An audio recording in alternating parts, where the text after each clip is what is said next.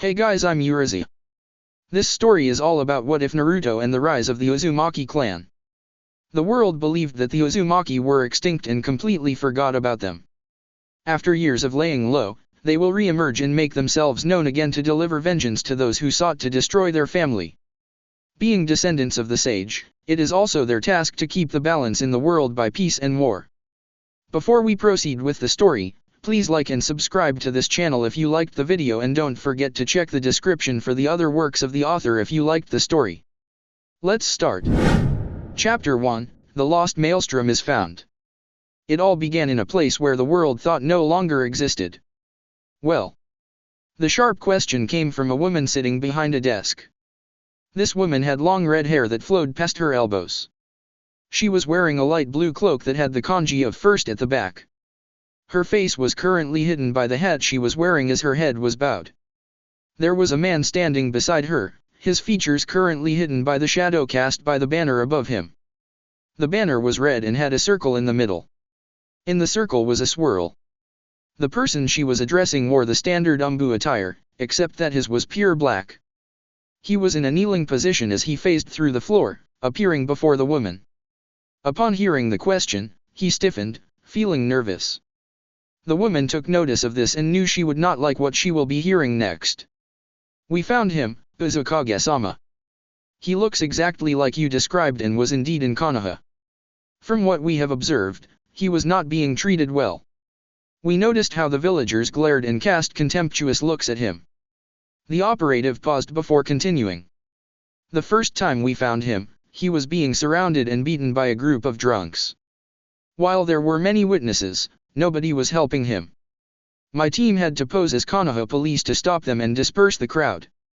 We managed to rescue him from several mob attacks afterwards, without the knowledge of the ninja present in the area. The boy is in a terrible state. He is thin and malnourished, hence why he also looked smaller than his age. He does not have a permanent place and sleeps in the darker corner of the streets and alleys, in order to hide himself from the villagers. Your children have stayed behind to fulfill their part of the mission, while I came back here to give you the intel you requested." The woman waved a hand, acknowledging the report. The operative rose and took off his headgear, revealing a face with a dark blue eye, the other covered by his red hair. This man was known as Kaide Uzumaki. He was the head of Storm, an elite organization that only answered to the Uzukage. The woman sighed as she put down her hat, finally revealing a face similar looking to the operative in front of her. She was none other than Kushin Namikaze ne Uzumaki. First Uzukage of the rebuilt Uzushiagakur. You did well. I will send a team back with you to fetch him. Right now, I want you to instruct all Umbu, Jonin, and Chunin to meet me at the village's main stronghold at sundown. I want all members of Storm present as well. Hi. Uzukage-sama." The Storm captain bowed and put back his headgear on before disappearing. The person standing beside her bent down and captured the Uzukage in an embrace, finally revealing his notable features, crystal blue eyes and messy blonde hair that reached his neck. He was Minato Namikaze, Yondai Mekage of Konohagakur. Like the village hidden by whirling tides and its inhabitants, he was believed by the world dead. Scene change, a few nights ago. A young boy who looked no older than 4 was running for his life. His most notable features were his blue eyes, blonde hair, and 3 whisker marks on each cheek. He looked wild and starving. His hair was messed up, his clothes ragged and has blood stains on it. He was being chased by a huge mob he fled from after receiving a few hits. The boy suddenly screamed and fell as a kunai hit his leg. This gave the mob the opportunity to finally catch and corner the boy. They started to beat him, avoided hitting his head to keep him conscious, allowing them to torment the child even more. The boy was screaming in agony. The boy looked straight at a vacant spot opposite him. He looked straight into what seemed the eyes of the watcher and begged to be saved. He screamed while crying, "Mother! Father! Somebody! Please save me!" As the mob continued to pummel him. "No! Please, stop!" Kushina woke up screaming. She checked the time and found it was past midnight. Kushina. The man sleeping beside her also awoke that very same moment. "What is it?" "Minato. They're going to murder him." They're torturing him. Okami-sama, we need to save him. Kushina, please calm down. Tell me what happened. After a few minutes of crying, the distressed redhead finally calmed down and told her husband about the dream she just had. She told him about the boy. She told him about the villagers. She then realized the boy looked somehow familiar. This isn't just an ordinary dream. This is probably some kind of warning or some kind of vision. It's probably happening at the moment or has happened already. Minato absently patted down his hair, deep in thought. Minato? Inquired the woman, feeling nervous. Kushina. This may sound odd, but I had the same dream. Just exactly the same as what you have told me. They were silent for a few seconds until Kushina's eyes widened and she screamed, Naruto. My baby boy's alive. And he is in danger. We must find him. Let me go. She roared as she frantically tried to escape from her husband's strong arms as he tried to placate her. Kushina, please calm down. I know what you are feeling right now. I am also his parent. I promise you we will do everything to rescue our son wherever he is. But if we're going to find our son we need a clear head in order to plan properly. I'm with you, okay? We'll find our Naruto. It took a while before the distressed mother regained her composure. Kushina, I'm going to check on the children. I believe I felt their chakra spike up. Something's going on. All right. I'll meet you at my office. I'll go find Kaide. 30 minutes later. Uzukage's office. Mother? What happened? You've been crying. A younger version of Kushina inquired. Her name was Narumi Namikaze. She was the first child and eldest daughter of Minato and Kushina. She was 18 years old and a jonin. I'm fine now, Narumi. I had a bad dream. Narumi stared at her siblings with a questioning look. What kind of dream? What did you dream about? This time a younger male version of Kushina inquired. He was Minako Namikaze. Second child and eldest son.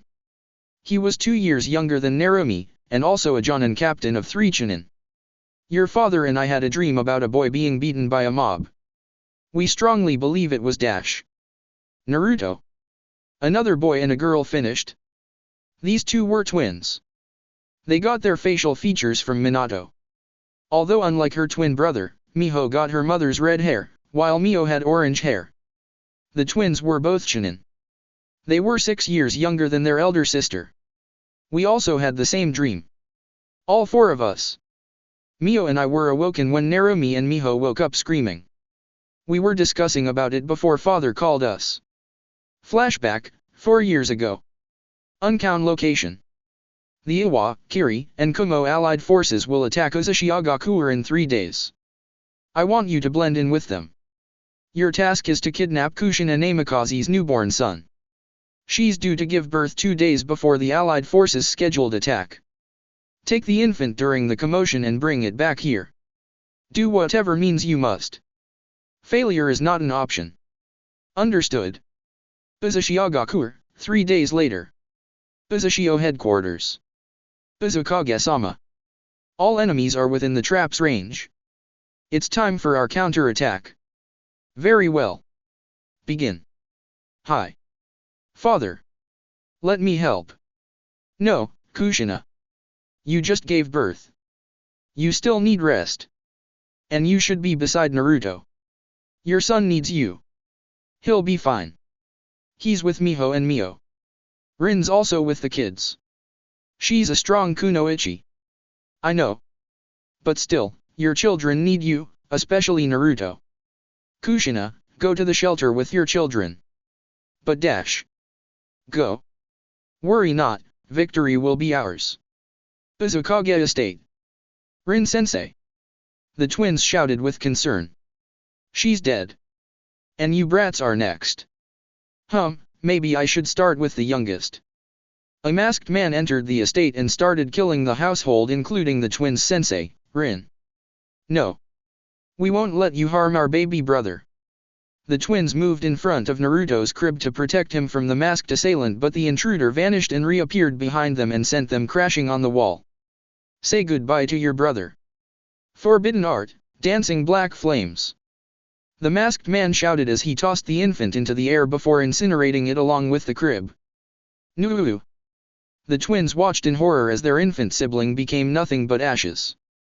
The masked man then turned his attention to kill the remaining witnesses while they were frozen in shock and despair. As he neared the two, he felt a huge chakra signature coming and immediately fled the house. 10 seconds later Kushina burst into the estate and found the dead bodies of her household. She felt a heavy sensation in her stomach as she rushed upstairs to where Naruto's room was. What she saw made her dizzy. Rin was lying on the floor. Dead. Tears ran down the eyes of her twins who kneeled on the corner, paralyzed with fear and despair. At the end of the room, the crib, where her youngest child slept peacefully only a night ago, was now a pile of ash. Naruto. Miho. Mio. Mother. Naruto, gone, incinerated. Miho said between choked sobs. Rin-sensei dead.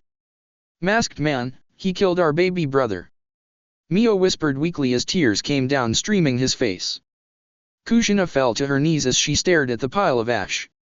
Tears began to flow as her body shook, racked by sobs. No. Please, Kami no. My little Naru-chan. No. Naruto. Uzushiagakur, 3 days later. Dead bodies can be seen everywhere along with debris from fallen buildings. The once strong and standing village were now in ruins. Small fires can still be seen around. The place stank of dead flesh and burnt wood. A small party of Konoha shinobi were inspecting the area, checking for survivors. Hayashi. Do you see anything? A man with long, spiky white hair asked. Nothing, Jiraiya-sama. They're all dead. I can't see a chakra signature. The only ones alive in this area are us. Replied a man who had white eyes with bulging veins around them as he inspected the now ruined village. What a waste. They were our allies. Sarutobi. I told you they needed our help. If you ordered us to assist then there might be survivors. A pale man with long raven hair shouted. His words prolonging into hisses as his anger rose. Shut up Teme. If you wanted to help then you should have gone without us. Yes, I really should have. But Sarutobi stopped me from going. I was restrained. And you wouldn't even care because you were too busy peeping on women. I would have chosen being branded as someone who disobeys orders rather than someone who abandons their comrades. I thought the Uzumaki clan were strong. But look at them all, dead. The weaklings do not deserve saving. Scoffed a man with long black hair and red eyes. You fucking Uchihas think you're mighty and high. Admit it Fugaku, you Uchihas are afraid of the Uzumaki clan. They are far stronger than yours. You fuckers hate them because you can't copy their jutsus with your fucking eyes. That's enough, Orochimaru. Everyone. We're going back to Konoha. An old man with a pipe said. Yes. I've had enough, Sensei Orochimaru spat the word with venom. I'm no longer affiliated with Konoha. I'm cutting my ties to it from now on. I'm ashamed of a village who abandons their allies. Orochimaru proclaimed as he untied his hitayate and tried to shove it onto his sensei's hands, who would not accept. I won't allow you to leave Orochimaru. You are a great asset to Konoha. If you do leave, I will mark you as a missing nin. Sarutobi threatened as he refused to take his apprentice's hitayate. Fine then. Orochimaru replied as he took out a kunai and made a long gash on his forehead protector, signifying his disowning of his now former village. Orochimaru, you can't do this. Fugaku exclaimed. Oh. But I already did. Goodbye you traitors. Orochimaru said as he morphed into a small white snake and went underground. He's gone. I can't see his chakra signature. Hayashi said. Sarutobi sighed. We should hurry back to the village. We have to inform the council of Orochimaru's defection. Jiraiya refused to leave and waited for his teammate to return, but after a few minutes he too just sighed and nodded to his sensei. And with that, the 4 remaining Konohanin left. Line. Uncount to the Konohanin, they were being watched. The clan they believed to be extinct were simply hiding underground, protected by strong seals that blocked all senses coming from the outside.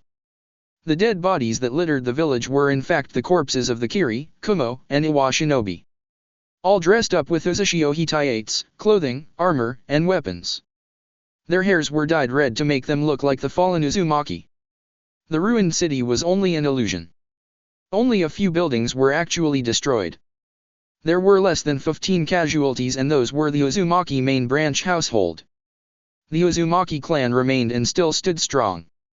A week before the assault on their village, they were tipped off by someone unknown. They were informed that a combined force of Iwa, Kumo, and Kiri were going to try and assault their village. Driven by fear and envy, they formed an alliance and shared one common goal. That goal was to stop Uzushiagakuer from growing stronger and becoming one of the 5 great nations. Thanks to the warning, they were able to prepare to defend the city and evacuate all villagers to the underground shelters. Despite their victory, the whole clan were mourned for the fallen. Especially the Uzukage's youngest grandchild, Naruto, believed incinerated by a masked assailant. The Uzukage's daughter, Kushina, was still distraught and mourning, but deep inside, she believed that her son was alive. She simply did not have any leads or clues on where to find her little Naruto. And due to the orders of the Uzukage, they were to remain hidden and to wait patiently. There will be a time for them to strike back and unleash their vengeance to those who were responsible of their village's supposed destruction and Naruto's death. For now, they were to make the world believe that the Uzumaki clan no longer existed and Uzushiagakuer were now in ruins. Flashback end. The family were silent for a few minutes until Kaide spoke. "All right. Sister, could you tell me about the dream? How did my nephew look like? What of his attackers?" Seeing his wife about to cry again, Minato decided to fill in his brother-in-law about the dream. "I think the place looked familiar." "What do you think, Minato?" Kushina asked. "I believe the place was near Konoha's outer skirts. How he got there, I do not know," said Minato. Kushina was silent for some time, her head bowed. When she finally spoke, her demeanor changed. Her voice now carried power. "All right everyone, listen up. I'm giving you a mission. Kaide, Narumi, Minako, Miho, and Mio. You are going to Konohagakuer no Sato. Kaide, I want you to gather information about my youngest son. Find out why they have him. Find out why he was being mistreated. Find out why nobody looks out for him. Everything related about him, I want complete details. Narumi, Minako, Miho, Mio. Find your little brother. Keep him safe. Earn his trust. Tell him he's going to be alright. Tell him that we will rescue him from that stinking place. Do what you must. Once you find him, stay inside the Namikaze estate. Nobody will know you are there. The house is protected by seals and will only respond to those with Uzumaki and Namikaze blood. Kaide, I would also like you to find Nono Uzumaki. I believe she goes by the name Nono Yakushi. She also has a son named Kabuto. Get in contact with them. She doesn't know Uzushio still exists. Here are their pictures. When you return, we will discuss about what to do next." Present time. Konohagakuer. The boy from the dream was running for his life, again. This was a daily routine for him. He will wake up early to scavenge for food while staying outside. During the afternoon, he would be found and a manhunt would commence. The villagers seem to have some kind of tracking device on him. Every night he will be taken to the hospital to get his injuries treated, only for him to get hurt again the next day. Morning was the only safe time for him since the villagers were busy with their work while some were still asleep. He didn't know eyes always followed him. Eyes from the shadows. Umbu, the black operatives of the village, the ones who tip off the villagers of his location. Unknown to all, 4 outsiders were watching the whole scene. As the boy turned into a corner, the outsiders sprang into action and snatched him away. A hidden seal activated, and a clone of the boy appeared. The watching Umbu failed to notice this as the exchange happened at a blind spot. The mob were none the wiser and proceeded to pummel the clone. Namikaze estate. Phew. That was close. "Hey kid, are you alright?" asked the leader of the 4. "Yes.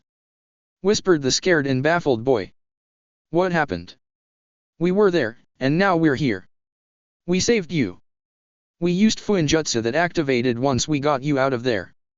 The seal produced a clone of you. We added a genjutsu to make the transition perfect. It's the clone who'll they think they'll be beating. Replied one of the four. Who are you? Why did you save me? Did you really save me? Or are you four going to beat me just for yourselves? Asked the boy, fear once again gripping his heart. He yelped as he felt arms wrapped around him and started to cry. Please. I haven't done anything wrong. Why can't you see that? I'm not a monster. I'm just a human like you. The eldest of the four engulfed the boy into a hug as he started crying. Calm down. We're not going to hurt you. You're safe with us. Really? Asked the boy between sobs. Yeah. My name's Narumi.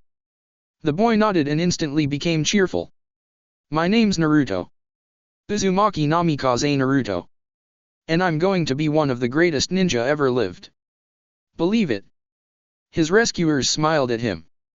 Glad that he was still cheerful despite what happened to him earlier and the days before he was rescued by them. Say, Naruto, why don't we go to the kitchen and we'll get you something to eat, I'm sure you're hungry. Asked Narumi while the boy nodded. His stomach growled when he heard the girl mention food. She then motioned the other three to prepare something to eat. Where are we by the way? Curiosity once again filled Naruto. We're here inside the Yondaime's home. Our father's home. This home is protected with seals. Nobody except us five know we are here inside. I'm the eldest. Minako, he's 2 years younger than me. Mio and Miho are twins. They're 4 years younger than Minako. Oh. Said Naruto, feeling jealous and sad. As he didn't have anyone to call family. I wish I had a family too. I wonder if they're still alive. My Ka-san, and my To-san. I wonder if I have siblings too. His four rescuers just stared at him with sad eyes. Say, Naruto. While you're eating. Would you mind telling us your story? Asked Minako. Well, as you have seen, the villagers here hate me. Every day I have to run for my life to not get beaten, but they still catch me. I have no permanent place to stay at, so I hide in the village's darkest streets. When I was 3 I was kicked out of the orphanage. I never understood why. They called me a monster. An abomination. And I don't even know what that meant.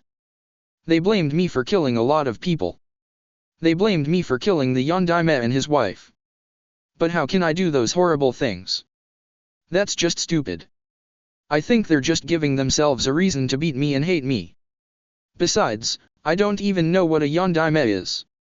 But you know, I heal fast.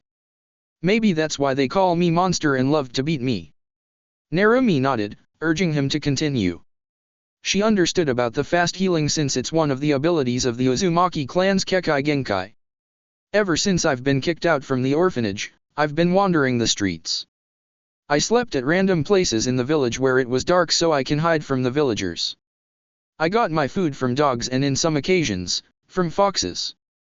They were the only creatures that were friendly to me. I do not know why. But they nicked food for me so I could eat. There were also some snakes. At first I was afraid of them. But I started to like them when they saved me from a mob.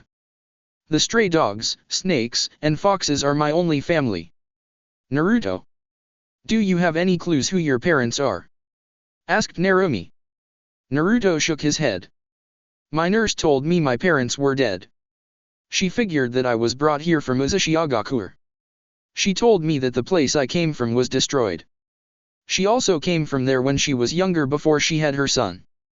Nono-chan and Kabutona were the only humans who had been good to me.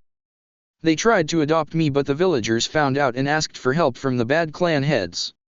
After that I never saw Nono-chan and Kabutona again. Although I did believe the snakes were from them. Anyway, I can remember how my parents looked like, although the memories when I was still a baby. Don't ask me how I remember it, I just do. My mom was beautiful. She had long red hair. My dad had yellow hair, and his eyes were crystal blue just like mine. The four stared at him feeling excited. He just described how their parents looked like. You know, I dreamed of them a few nights ago. I was getting beaten by a mob. And then I saw them. I knew they were my parents. I just knew it. So I tried calling to them. When I did, I woke up from my sleep. It was some kind of a beautiful nightmare since I was getting beaten by a mob even in my dream, but at least I got to see my parents. Naruto cheered at the last part. The siblings couldn't help but smile at Naruto's cheerfulness. They've also heard enough. The dream wasn't just a dream. It was a link for them to find each other. They've decided to tell them who Naruto really was, and who they really were. Naruto. Narumi interrupted. We haven't properly introduced ourselves yet. We had to confirm your identity first. But now we're sure. And the dream you mentioned was more than enough evidence. Huh? What do you mean? Asked a confused Naruto. Naruto, your parents are alive. You have a family. You have siblings. There are more than one person who loves you. Narumi said in a whisper. We thought you have been killed when Uzushio was attacked by Iwa, Kiri, and Kumo. The whole clan was so devastated upon finding out. We still had hopes you were alive. We just didn't know where to look at. Since we also had to lay low after the attack and made the whole world think Uzushiagakuer no longer existed along with the Uzumaki clan. But a few nights ago, we four and our parents had the same dream just like what you told us, you were calling to them. They told us about it and recognized this place, so we're sent out to look for you. Naruto was silent. So Narumi continued, and so we came here and found you. Naruto, our parents are also your parents. We are your siblings. Silence filled the room after the revelation. Naruto was thinking hard. After all these years, he thought he had no one. He thought his family was dead. The dream he had was linked to his parents. That gave him hope. Now, his siblings have found him when his parents asked them to look for him. He has a family. A living family. Naruto slowly rose from his seat and then rushed to his siblings, tackling them into a hug. He was crying from both joy and sorrow. Oni-chan. Ana-san. The four went to embrace their little brother. They were finally united. They stayed embracing for about 5 minutes. Naruto was in Kazumi's arms as he cried himself to sleep. The news for him were too overwhelming. For the first time, he slept in peace, knowing he had someone who'll look out for him. When he wakes up, he won't have to worry about the mob trying to kill him, for he had a family who'll protect him. Narumi carried Naruto to the bedroom and stayed with him while he slept. His head on her lap while she caressed him. Sleep well, Otauto. Uncle Kaida will be back soon. We're going home and our family will be whole again. Whispered Miho as she kissed Naruto on the forehead. Back in Uzushiagakuer. Backstabbing traitors. Cried Kushina as she read the files Kaida gave her. She found out that it was the Sandaime Hokage who gave the orders not to help Uzushiagakuer during the day of the attack. It was the Sandaime who made the proposal with Iwa, Kiri, and Kumo to destroy Uzushiagakuer, giving them information on how to get inside the village. She also found out that the same man was the mastermind behind Naruto's kidnapping. The Namikaze family were made to believe that Naruto had been killed when the allied shinobi forces attacked their homeland. It was part of the plan to kidnap Naruto and destroy Uzushio. The report stated that it was Fugaku Uchiha who broke inside the Uzukage's house, killed the household including the Uzukage's daughter's apprentice, Rin Uzumaki, and cast a strong genjutsu to make the twins see their little brother incinerated in front of them, putting the twins into a trauma that haunted them for a year. Naruto was brought back to Konoha and was used to become the nine-tailed demon fox's jailer. The Yondaime was oblivious to the fact that it was his son he was condemning to a harsh life. The use of the Shiki Fujian cost him his life. The Yondaime's last wish was for the child was to be seen as a hero by the villagers, and not a demon. The Sandaime of course spat on his last wish. He was one of those responsible for the whole village's hate on the boy. It was him who spread the false rumor that it was the boy who killed the Yondaime and his wife, Kushina Uzumaki. Konoha intended for him to become a Jinchuriki, a weapon of the village. The worst part was, Naruto would be a mindless drone. having no free thoughts and only answered to the Hokage. The main conspirators along with the Sandaime Hokage were the village elders Danzo Shimura, Koharu Yudiden, and Homura Mito Kato. They were the ones who kindled the fire that was already with the villagers when the Kyubi attacked and killed their families. That made the whole village hate the boy and gave him a harsh life. It was the council's objective to have the boy beaten and tortured every day so that when the boy reaches the age of 5, they will pretend to be good on the boy to gain his trust and unknowingly play by their hands, following their orders and becoming loyal to the village. Thus making him Konoha's ultimate weapon. A tool who was afraid of getting beaten so he follows his superior's orders. Along with the files were Naruto's medical history. They found out that Naruto had been hurt every day since he got kicked out from the orphanage at the age of 3. They would rough him up and then he'll be healed in the hospital only to get mauled again the following day. It was stated in the files that the Konoha Interrogation Division would try to erase Naruto's memories every time he was beaten. They didn't know that one of the nurses really cared for Naruto and she found out that Naruto remembered everything that was done to him. The boy had a total of about 600 medical records. One of the files was about him getting thrown outside the window of a high-story building when he was 1 year old. Another one was him getting him stabbed and electrocuted multiple times, burning his insides. That was when he was 2 years old. Another incident happened during the Fox Festival, October 10, Naruto's 3rd birthday. He was raped by a gang of drunk villagers. The boy had been tortured and beaten physically and mentally by the villagers countless of times. Some of the incidents were not listed with Naruto's medical record. Kushina broke down crying as she read the files. She couldn't believe that Konoha did those horrible things to his baby boy. They did to a 4-year-old. An innocent child. Those monsters. Minato was shaking with rage as he too read the folder's contents. The village he once served betrayed him.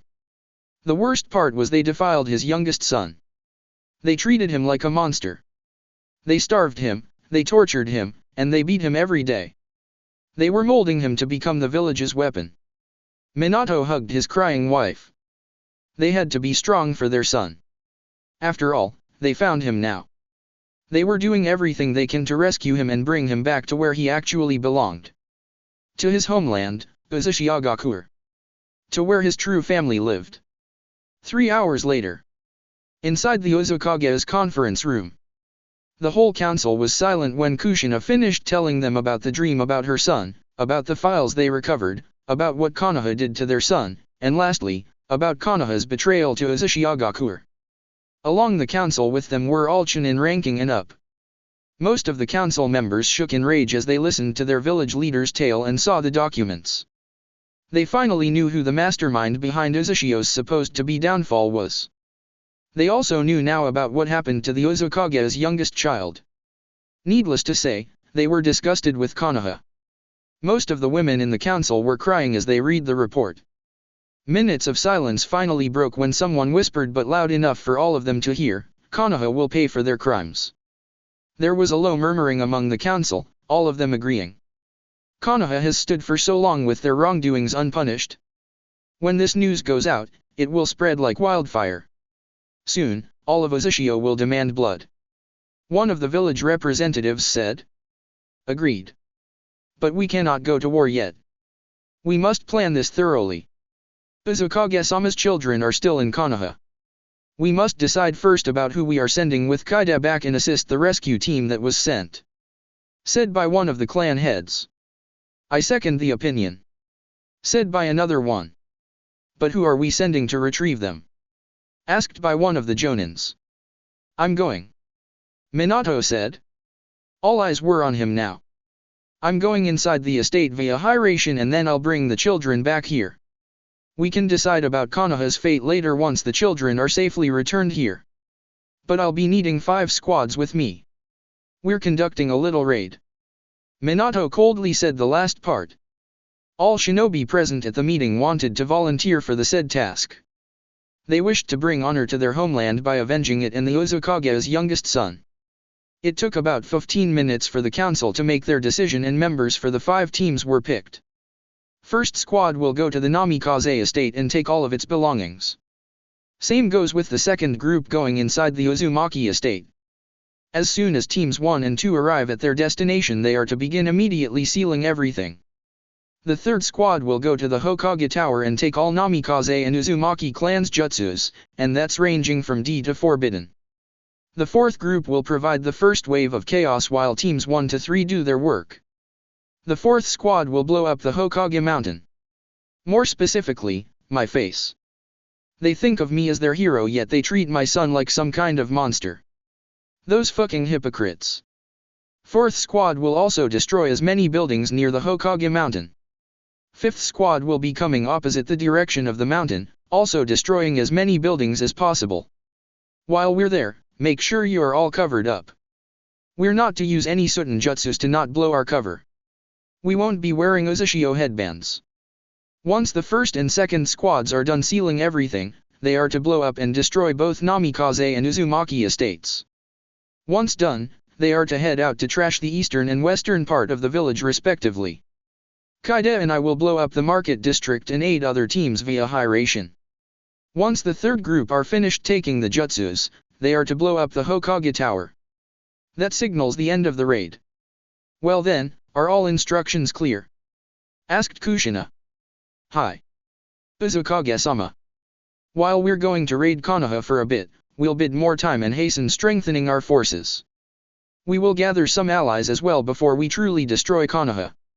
And if I remember correctly, Orochimaru is and still remains a friend of the Uzumaki. We also need to get in touch with him. That is all for today. The council look forward to Naruto-sama's retrieval. Very well. We will meet again once my baby's back in my arms. This meeting is adjourned. Chapter 2, The Rescue of the Maelstrom. Konohagakure. Inside the Namikaze estate. 2 days have passed since Naruto was found and rescued from his attackers. He had a great time spending with his siblings. He'd been told not to go outside for his own safety. His siblings transformed into normal civilians to buy him food and some clothing. During those 2 days, the Namikaze siblings shared each other's stories. Naruto was told about his homeland. He was also given information about his heritage. Thirsty for more knowledge, he asked about their parents and their connection to Konoha. With proper care and rest, Naruto's wounds healed properly. His malnutrition was being treated now that he had access to vitamins and medicine. He had 3 full meals and was allowed to have snacks whenever he wanted to. Of course, being the children of Kushina and Minato, Naruto was introduced to what the family considered food of the gods, ramen. At the moment he had instant ramen, while promised to be treated to the real deal. Ramen by the Ichirakus. He learned that the Ichirakus were originally from Konoha as well. Line. It was 3 in the morning.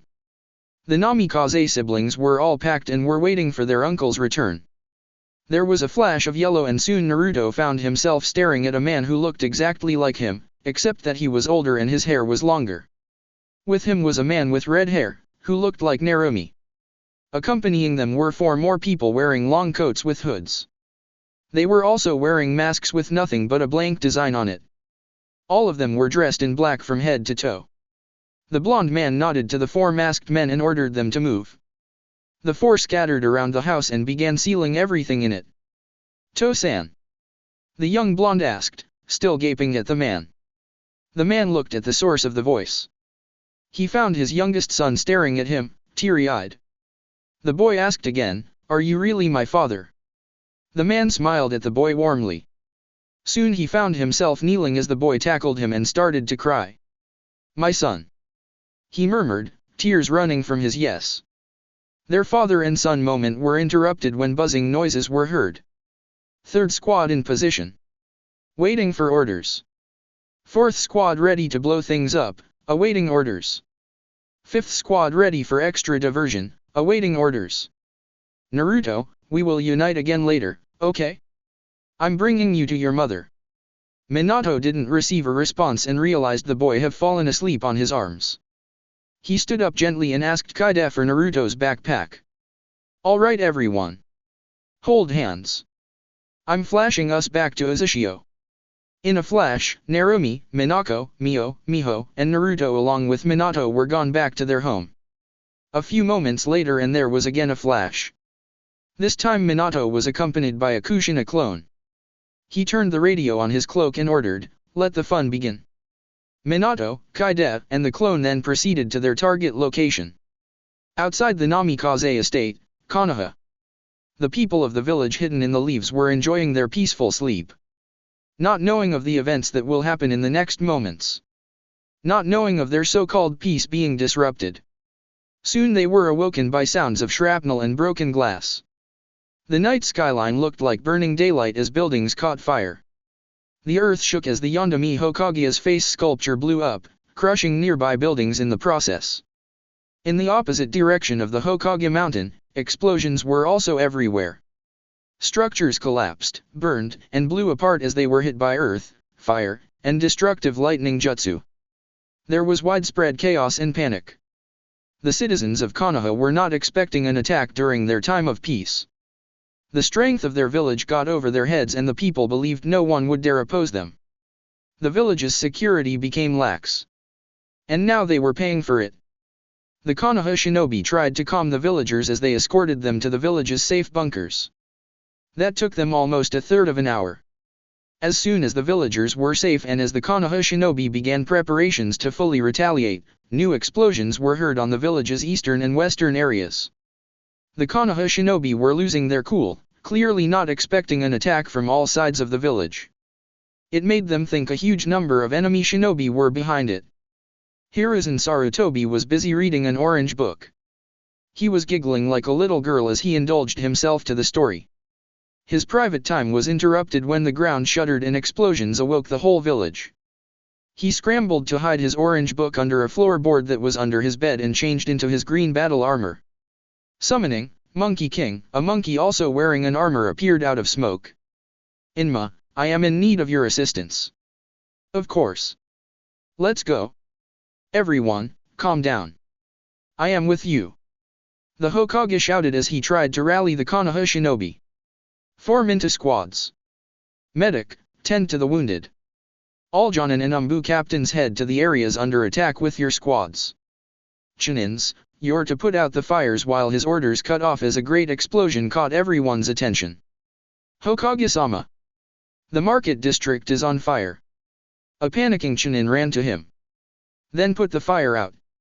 Save the supplies." The Hokage was about to charge into one of the areas that was being attacked when he heard another great explosion. "Hokage-sama. The Hokage mansion has been blown up." Anumbu reported as he appeared beside his leader. "The rest of you, follow me." The now angry Hokage roared. They stopped in their tracks when they heard magnified voices cover the whole village. "Earth release, great tremor." The whole village shook as a great tremor destroyed many more buildings. The earthquake lasted for a good 3 minutes. When it was over, they heard the voices screaming another technique. "Lightning release, thunder gods flash." From the 4 sides of the village, 4 thunder lines appeared and connected to the center. A small orb of light formed and grew steady until it was 2 dozen diameters big. The orb exploded and left everyone in the village a great ringing in the ears. A white flash was also produced, inducing temporary blindness. The effect would last for an estimated 5 minutes. The Inuzukas were affected the most due to their enhanced senses. The Hyugas on the other hand fell to the ground holding their heads while some convulsed in pain. Most of those who had their Byakugan activated felt the brunt of it. Meanwhile, most members of a certain clan were furious. Not because of the fact that they were under attack, it was the fact that the jutsu their unknown attackers used were widespread and powerful. With no vision of their enemy, there were no hands to look at it. Without hands to look at it, there were no jutsu to copy. It was a great loss for them. 4 more Umbu appeared coming from different directions and knelt to their leader, bearing the same report. "Sir. The enemies just disappeared, sir. We couldn't find a trace of them. They seem to have pulled out after the last explosion." The Sandaime Hokage just sighed but was still angry. "Scatter. Put out the fires. But be on your guard. They might come back and try to take us again by surprise. I'm placing the village on a lockdown. No one's coming in or out the village. Anyone doing so will be treated as an enemy and will face heavy consequences." "Hi," replied all of the shinobi around. I want a detailed report once this fuss is all over and dealt with. And with that, everyone went to their assignments. Sarutobi, I'm going back. Summon me again should the mysterious attackers return.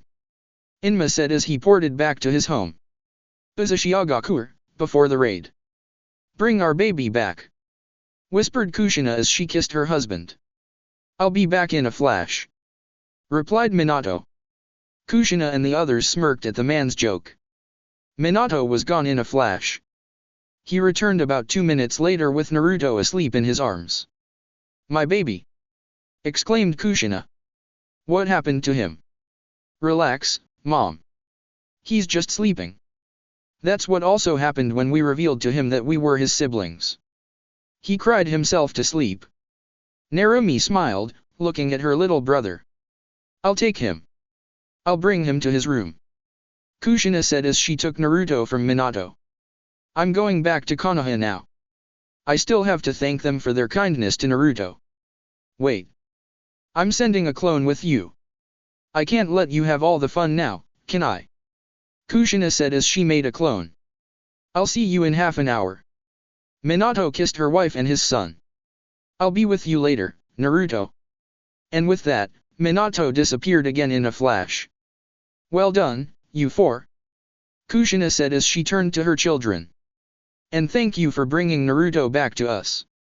You may rest now. We have a big day ahead. Kushina went to her son's new bedroom with Naruto still asleep in her arms. She gently put him down and kissed his forehead. Welcome home, Naruto. Starting from now no harm will come to you. Ka-san's here to protect you. I won't let Konoha or anyone take you away from me ever again. She whispered as she sat beside him, watching over him. Naruto stirred from his sleep and opened his eyes. He saw a beautiful woman with red hair smiling gently at him. He murmured, Ka-chan, and sighed contentedly and went back to sleep. Uzushio Storm's POV. The first and second squads immediately started sealing off everything inside the estates while the third went to the Hokage Tower and waited. As soon as they heard an explosion, they wasted no time breaking inside the vaults, taking every scroll written by the Yondaime and the Uzumaki clan. The fourth squad quickly went to work and rigged the Yondaime Hokage's face with explosives. When they were done, they made a distance before blowing it up. Detonate. The whole village shook as the mountain exploded and damaged nearby buildings. The fourth squad went to work and demolished the buildings near their area. Using a combination of Katon, Raiten, and Doton jutsus, the buildings turned into rubble. Empowered by their clan's Kekai Genkai, normal jutsus were several times stronger and easier to cast. The fifth group followed suit, equipping the gates and walls with explosives before making a great distance while they waited for the signal. Once the mountain exploded, they also created a distance and detonated the gates. After that they immediately set to demolishing the other buildings. After taking the Yondaime and Uzumaki clan's scrolls, the third squad raided the shops, taking everything and setting the now empty shops on fire. After making sure the fire was spreading, they took off to a different section of the village to cause more havoc. The raiders encountered only small resistance and were able to dispatch the Konoha shinobi easily, as they were all caught off guard. Minato's POV. I'll do my stuff. Do not wait for me. I'll just dispel myself when I'm done. The Kushina clone told her husband.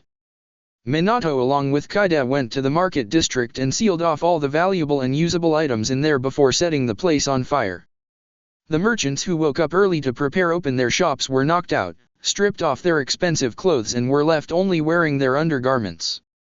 We're done here. Minato remarked. I just remembered about the Uzumaki temple. We should raid it and recover the masks. They have the same properties like the ones from Uzushio. There are 21 masks that can only be worn by those from the Uzumaki clan since using it required a lot of chakra. The masks have a connection to the Shinigami and when worn, it summons the entity who in turn, grants the user to bring back a person to life. It can only be done once every 5 years. They are the same masks we used to resurrect you. Thankfully Konoha doesn't know what the masks do. Kaide said. Ah, so if there are 2 sets, we could resurrect 2 people every 5 years? Asked Minato. No. Kaide shook his head. If one of the two sets are used, the other also goes into cooldown. I see. Let us go retrieve them then. Kushina's POV. With the chaos going on, the clone was able to slip inside the hospital easily and found the person she was looking for. Nono worked at the hospital as a healer and had her own team. When the higher UPS learned of her intention of adopting Naruto, they got her son, Kabuto.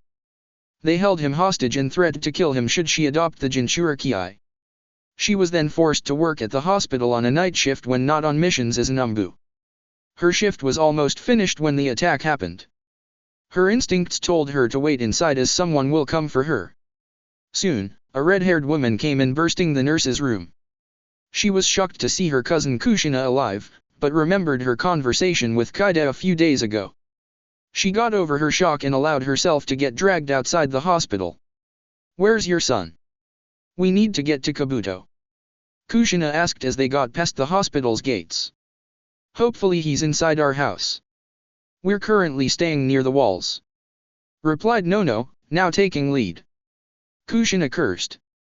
"Let's hope your house still stands. Let us hurry." Jumping from roof to roof, they arrived at their destination without hindrances. "Ka-san! Thank Kami you're alive," a boy with round glasses exclaimed, seeing his mother enter their home. She was followed by a red-haired woman. "I am fine, son. Kabuto, meet your aunt, Kushina Namikaze." "Hello, Kabuto," nodded Kushina. "No, I thank you both for helping my son despite Konoha's efforts to keep you away. We're family. We're supposed to help each other. I must say, I didn't know he was your son. Although I knew he was also an Uzumaki. Still, thank you. Now, I'm sure my brother has told you about Uzushio." "Yes. I was very happy when I found out. Even for a second, I didn't doubt Kaide.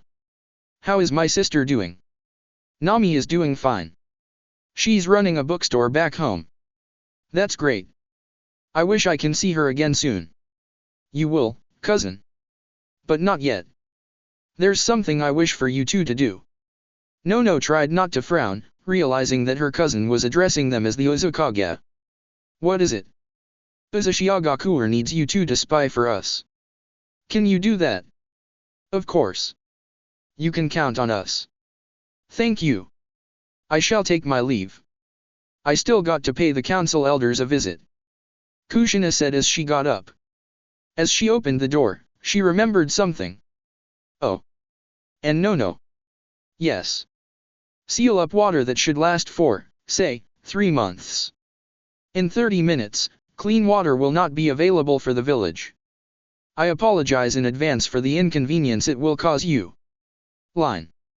During the confusion, Kushina was able to slip inside the homes of Danzo, Koharu, and Homura. With the chaos going on, the houses were empty. Danzo was no doubt underground barking orders to his private army, while the other two were hiding at the village bunkers. Kushina went undisturbed as she drugged every single stock of food and drink in the 3 houses. The poison would put them into a coma for 5 years. Upon waking up they will later learn that no matter what they do, they won't be able to fall asleep anymore. Should they take force sleeping jutsus or sleeping pills, they will only get a major headache. Only a certain Sunin could heal them and remove the poison's effects. It was unfortunate that that person was far away from Konoha. Kushina then went to the Hokage's house and raided his bedroom. She found nothing of importance but saw a pile of orange books and set them on fire. Finally, Kushina headed to the village's water supply station and took out some special scrolls. She threw one inside each tank and from it, several gallons of purgatives came out. The special scrolls would eventually vanish after a few hours. Some would think it was a stupid childish prank, but it was a serious act of sabotage. Her job done, she dispelled herself. The real Kushina was humming to her youngest when she received the clone's memories. She could not help but laugh maniacally. Thankfully, Naruto remained asleep. Her 4 older children who were still awake heard her mad cackling, getting chills down their spine. Somehow, they knew that Konoha was not just raided. Minato, Kaide, and Storm's POV. "Sir. The Hokage mansion will explode in about 2 minutes." One of the teams reported. Minato nodded. Squads 1 to 4, move to your positions. Hi. Sir, we are in position. Good. Minato looked at the building he once considered his house when he was still a leader of the village he was now raiding. Wait for the explosion. Now. Earth release, great tremor. 3 minutes later, they called another jutsu. Lightning release, thunder god's flash. While the leaf shinobi suffered from the temporary blindness, the Ozunin rushed to their rendezvous point somewhere in the forest. Ordering everyone to link arms, Minato flashed them back to Whirlpool. Uzushiagakur. The shinobi forces of Uzushio awaited the return of the raiders. When they saw a yellow flash, all of them cheered and congratulated everyone for the successful operation. The teams then went to deposit everything they looted. The weapons and armors were brought to the research facilities to be melted and used later. The other various items were also brought to their centers. Only the clothing remained to be donated to the hospitals and the orphanage. Later that morning, Naruto woke up feeling like Christmas arrived early. He remembered seeing his parents the night before. Good morning, Naruto. Naruto was alerted to such a melodious voice. He rose into a sitting position and focused on the beautiful red-haired woman smiling warmly at him. His heart beating fast, Naruto asked tentatively. Ka-san. The woman nodded, her smile widening. The boy jumped up and tackled her into a hug, all the while screaming, Mother. Mother and son hugged each other contentedly for several minutes before their moment was interrupted. Kushina giggled upon hearing her child's grouchy stomach. Come now, Naruto-kun, let's get you breakfast. Good morning Naruto, how was your sleep? A voice asked. Naruto looked up and squealed seeing it was his father, To-san. It was great. It's the best I've ever had Dateba yo. Minato was a bit horrified while Kushina smirked. He really was their son. He's so cute saying that. Although I hope he grows out of it. Kushina thought. Ka-san. Did you hear that? A new voice asked between sniggers. I heard it, Dateba-ne. Replied the woman, eliciting more laughter. Who knew Naruto would inherit it from you? Asked Narumi as she appeared by the doorway.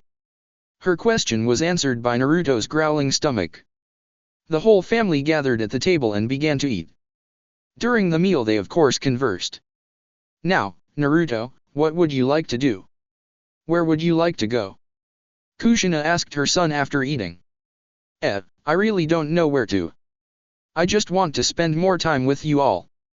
Naruto smiled. Back at Konoha. Hiruzen Sarutobi sighed as he looked over the village. His ever-present pipe in his mouth, puffing smoke. He remained facing the glass window when he heard the arrival of an Umbu. He set up temporary office at the unused Senja mansion. Umbu captain from Alpha Squad reporting in. As of this moment, the damaged infrastructures are the Yondaime Hokage's face sculpture, the main gates, the whole market district, Namikaze and Uzumaki estates, the Hokage Tower, and several hundred homes, with numbers still rising. As for the items, we lost everything from the shops. Upon investigation, we also found the Namikaze and Uzumaki estates emptied before they were blown up. At the Hokage Tower, we found the vaults unharmed save two. The vaults owned by the Namikaze and the Uzumaki were found open and empty. Upon further inspection, we found remains of explosive tags that blew the whole tower. Sir. The Hokage sensed the arrival of another Umbu and beckoned him to speak. Umbu captain from Gamma Squad reporting in. The determined time when the raid started is 5 minutes past 3 o'clock in the morning. The attackers are yet to be known, as their clothing had nothing to indicate which village they were from.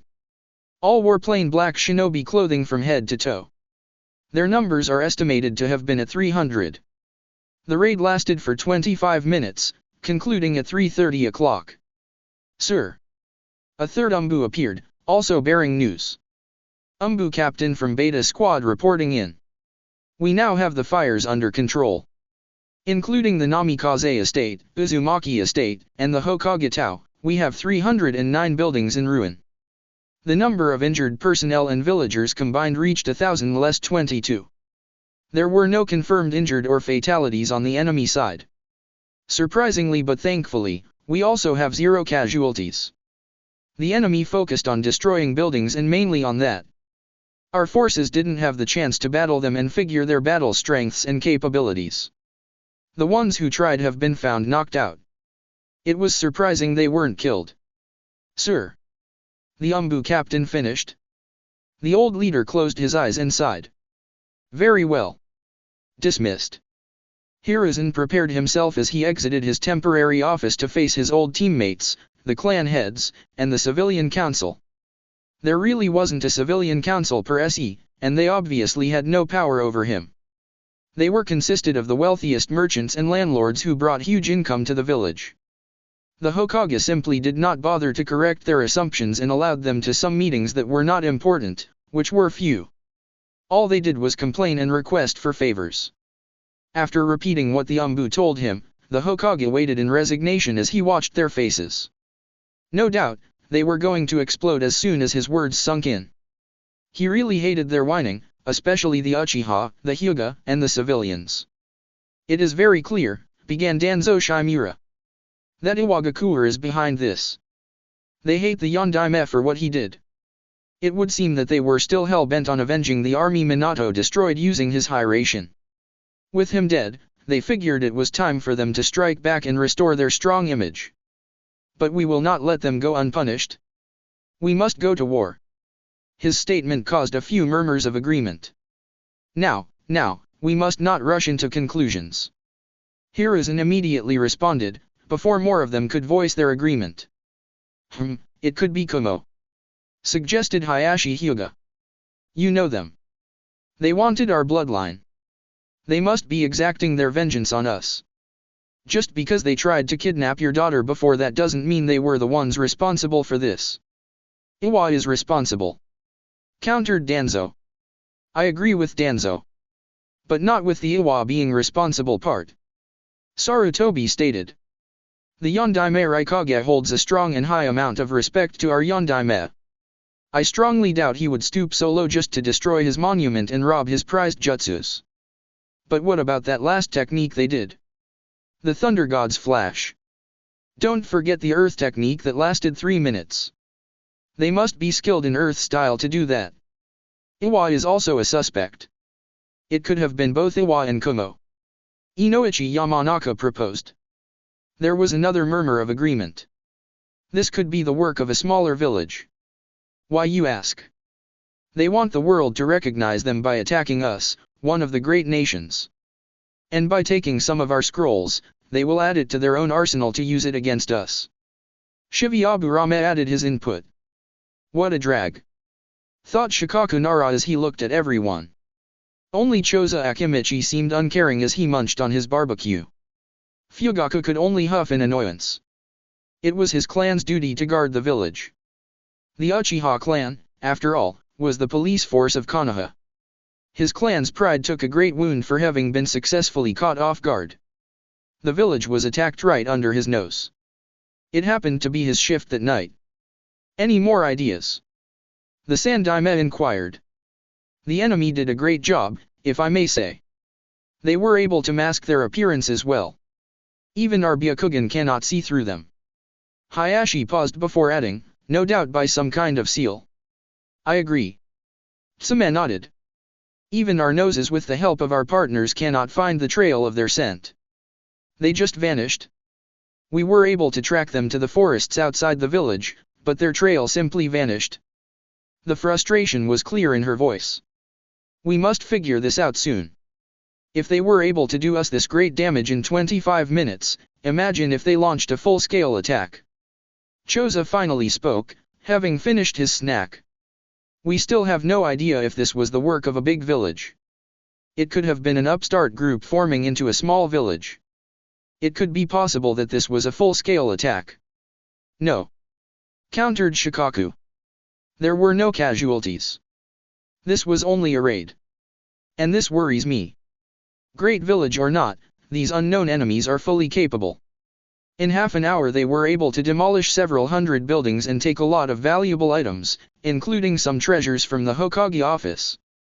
Once they were done, they were able to leave without any kind of traces. Everyone went silent, nodding to his words.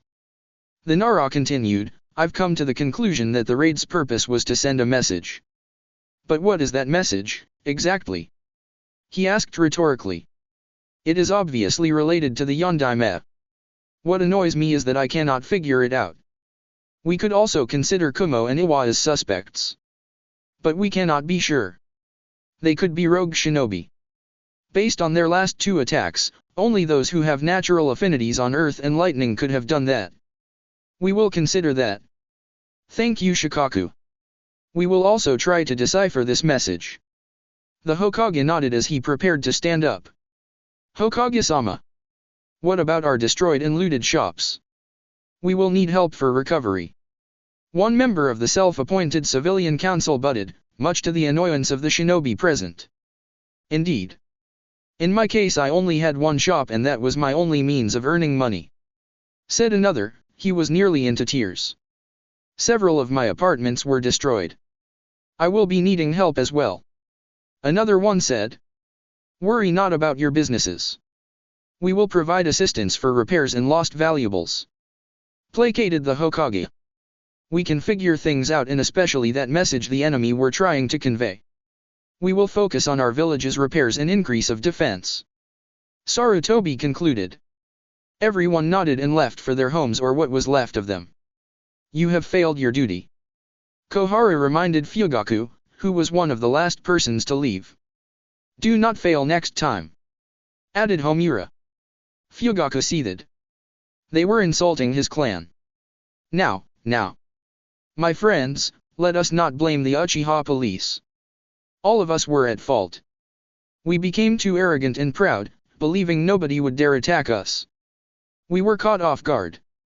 The Hokage said in a patronizing manner, angering the Uchiha further. Dismissed. Back in Uzushiagakuer. Word about Naruto's return traveled fast. After the meeting, the story of his life in Konoha spread like wildfire. Naturally, everyone felt sorry for him and wanted to deliver bodily harm to every single person that was affiliated with Konoha.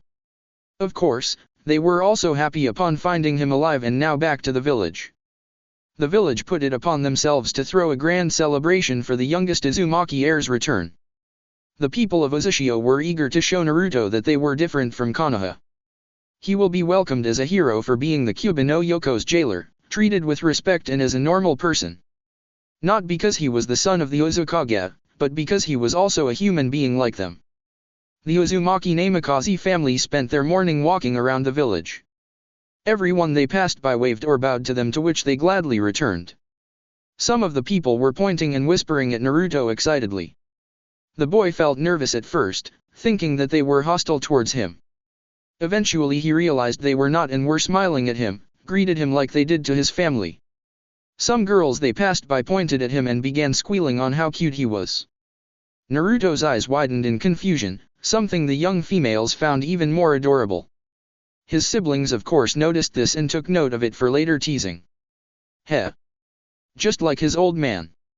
Minato thought with a smug grin. He'll be a chick magnet when he gets older.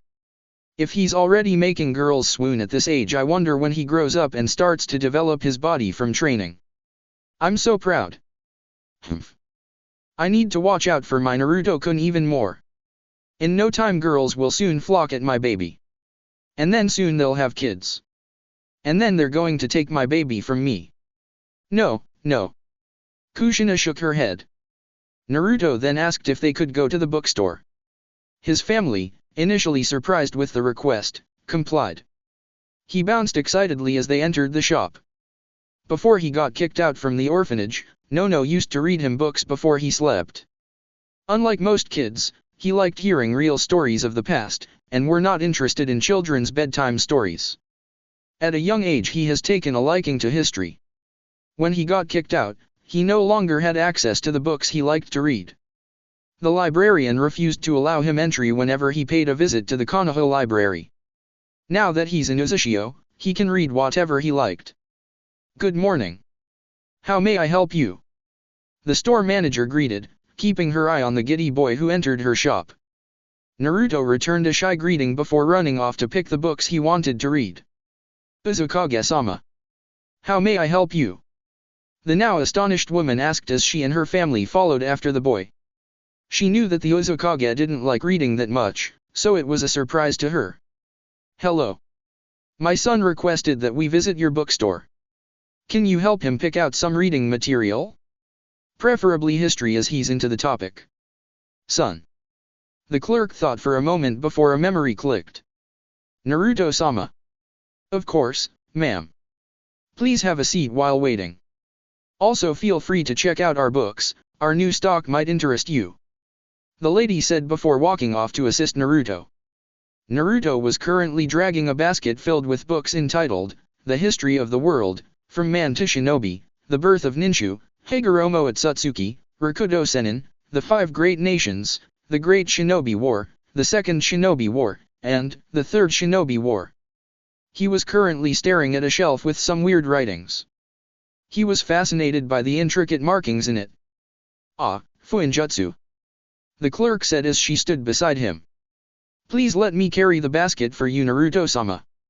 Naruto could only stare at the woman, unused to people being kind to him.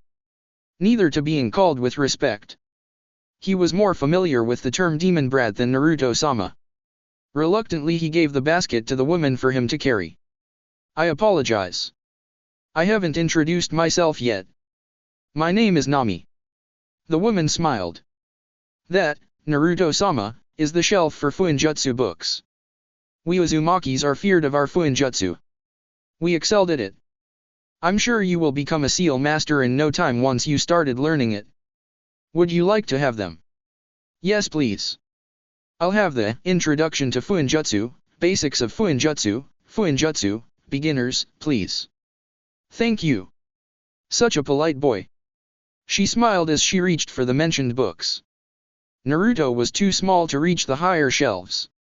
Is there else anything you'd like, Naruto-sama? These will do. Thank you. Naruto replied as they walked to the counter to pay for the books.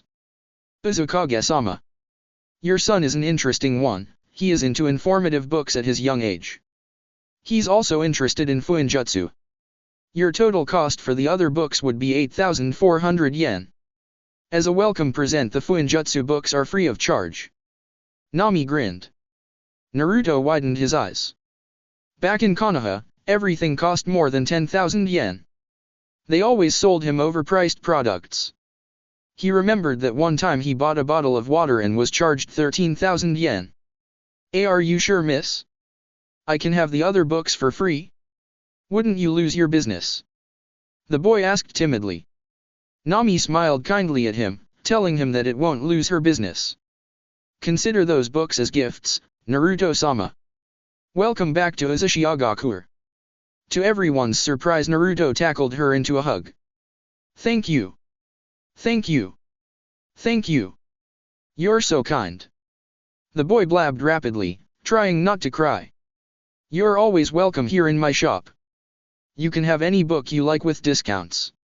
The boy was still expressing his gratitude after his mother paid for his purchases. Stopping only when he heard a growling sound caused by his stomach. As promised by his siblings, they introduced Naruto to Ichiraku's ramen. Kushina was excited for her son to try it. After all, it was her favorite food and to her there was no other greater than it. 6 months after the supposed destruction of Uzushiagakur and extinction of the Uzumaki clan, the Ichirakus tried to live their life normally without their frequent customers. The death of Kushina and her children hit them hard. They mourned for the loss of a great clan. After their death, the Ichirakus eventually saw Konoha's dark nature, and were sickened by it. One evening as they were closing shop, a man asked them if they wanted to leave Konoha, offering a better place. They were promised a better life and a bigger restaurant to start with if they left and moved to the man's country, as per his leader's request. Naturally, Teiuchi and Ayame wondered who the man's leader was and his country of origin. However, the man would not tell as it was a secret and will only be revealed when they agree to his terms. Having enough of Konoha, Teiuchi agreed. The father and daughter were overjoyed upon learning of Uzushiagakur's status. As promised, they were given land enough for them to build a decent house and a huge restaurant. To show their gratitude, the members of the Uzumaki Namikaze family were given discounts every time they visited. Hey, old man. Kushina greeted as she entered the restaurant followed by her family. Uzukage-sama. Teiuchi bowed in turn as the newcomers occupied a table. Ah, come on. Don't call me that. I'm your number one customer. Let's get rid of the pleasantries, yeah no? You're like family to me. Hee hee hee.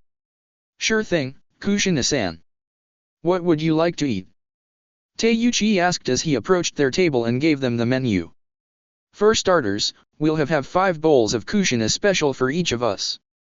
And an even bigger bowl for my baby boy here. Kushina grinned, patting her youngest son.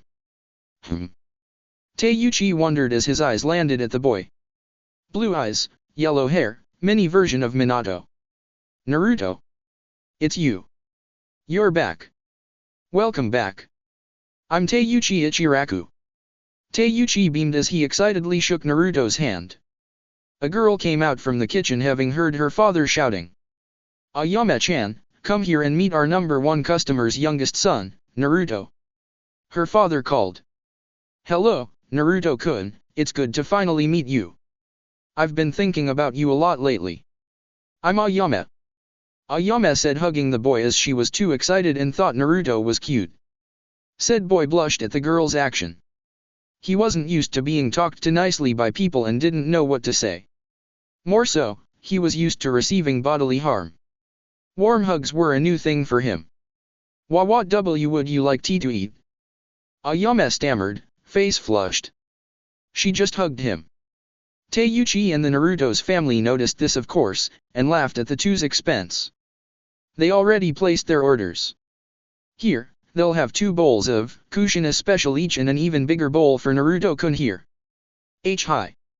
I'll be back at the kitchen. Ayame hurriedly walked away, still blushing madly. Teiuchi-san, prepare some food for you and Ayame-chan as well. You're joining us to lunch. Kushina said. Hi. I'll prepare the food. Please enjoy the television while waiting. Thank you. Teiuchi said as he retreated to the kitchen. Naruto-kun's got a crush on Ayame-chan. Miho and Mio chanted. Say, Otauto, do you think she's pretty? Minako teased. Well, yeah. Naruto mumbled. What? You think she's pretty? Narumi repeated the question while stifling her giggle. What? No. Her brother quickly denied. So she's ugly? No. She's very pretty. And I think she's cute when her face got red. I mean, wait what? Got you.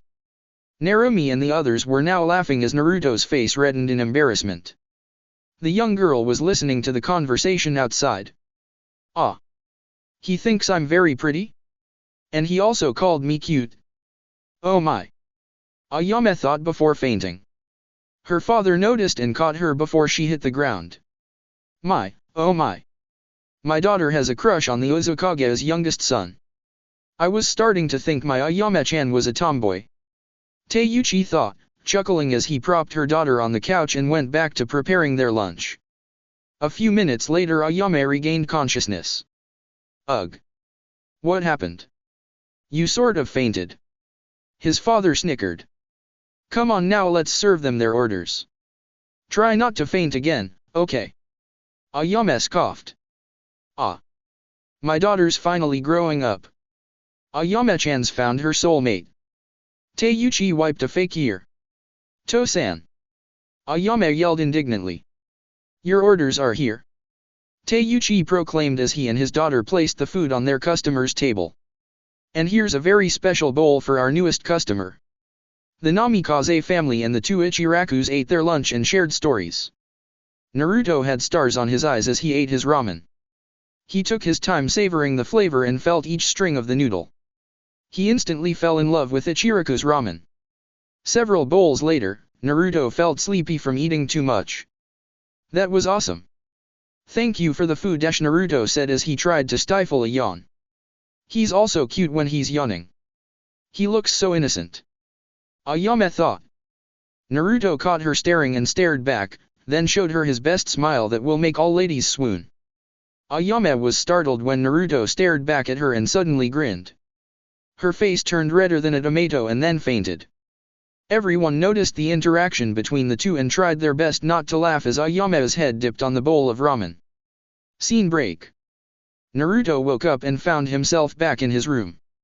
Naruto, you're awake. Come on, let's have some snacks. After that we're going out to buy you new clothes. Tomorrow we will be introducing you to the whole village. Narumi dragged him off the bed. Yo. Otauto, have you prepared your speech yet? Minako asked seeing Naruto come down. Speech. Yeah. You will be introduced to the village tomorrow. You need to make your speech. The twins confirmed. Okay. Narumi-ne-chan, can you help me with the speech? Naruto asked his elder sister, still not picking up with the joke. Narumi went into a thinking pose before replying. How about no? Naruto pouted. His eyes seemed to magnify and went teary. Naruto-kun, we were just joking. Narumi said as she hugged her little brother. Chapter 3, The Lost Maelstroms returned. The people of Uzumaki started their day early and went decorating for today's event and tomorrow. They have been told there will be a double celebration as today was October the 10th, Naruto Uzumaki Namikaze's birthday, and yesterday was the day he returned to Uzushio. They didn't throw a celebration yet since the Uzukage's family wished to enjoy their day with their lost and now found family member first. Everywhere in the village had been decorated for celebration. Flags with a number 5 on it with a cake background can be seen throughout the village, signifying Naruto's 5th birthday. While the whole village were preparing, the birthday boy was still asleep in his room. Ayame-chan. This is so good. Naruto mumbled in his sleep. His parents and his siblings walked into his room carrying a cake, a bowl of ramen, party poppers, and banners and was about to wake him when they heard him mumbling. Naturally, they were horrified when they heard the 5-year-old boy mumbling something good about a girl. That was good. I'd like a second round, Ayame-chan. Naruto said as he continued to talk in his sleep. What the? Kami, no. What happened to my innocent baby boy? Jiraiya. I'm going to kill you. Kushina thought. Minato were having mixed emotions. He wasn't sure if he should laugh or be angry. Naruto's siblings, however, were trying hard not to laugh while their mother looked horrified. Ayame-chan. Ichiraku's ramen is the best. This is indeed the food of the gods. I will always eat here. Can I have a third bowl? Naruto asked in his sleep. His siblings and his father burst laughing while Kushina looked relieved. Soon she joined laughing while Naruto enjoyed having ramen in his dreams. Ramen. Naruto mumbled as the smell of ramen that was being held by his mother reached his nostrils. Naruto-kun. His mother called. Naruto-kun. More ramen. Wake up. It's your birthday. Your birthday? Happy birthday to you. Naruto sang, still asleep. No, it's your birthday. Kushina giggled. Happy birthday to me. Kushina laughed. Naruto-kun. Wake up. Finally, Naruto woke up. Ka-chan. To-san. Narumi-ne-san. Minako-ne-san.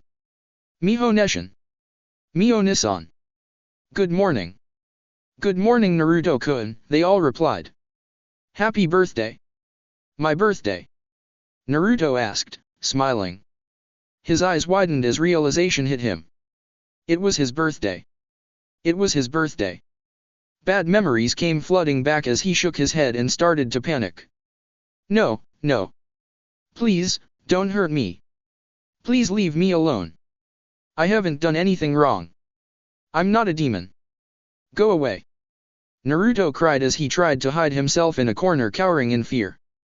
His family stopped dead in their tracks as they watched him. Oh my god. What have they done to my baby? Kushina whispered. As a mother, the pain she felt was doubled.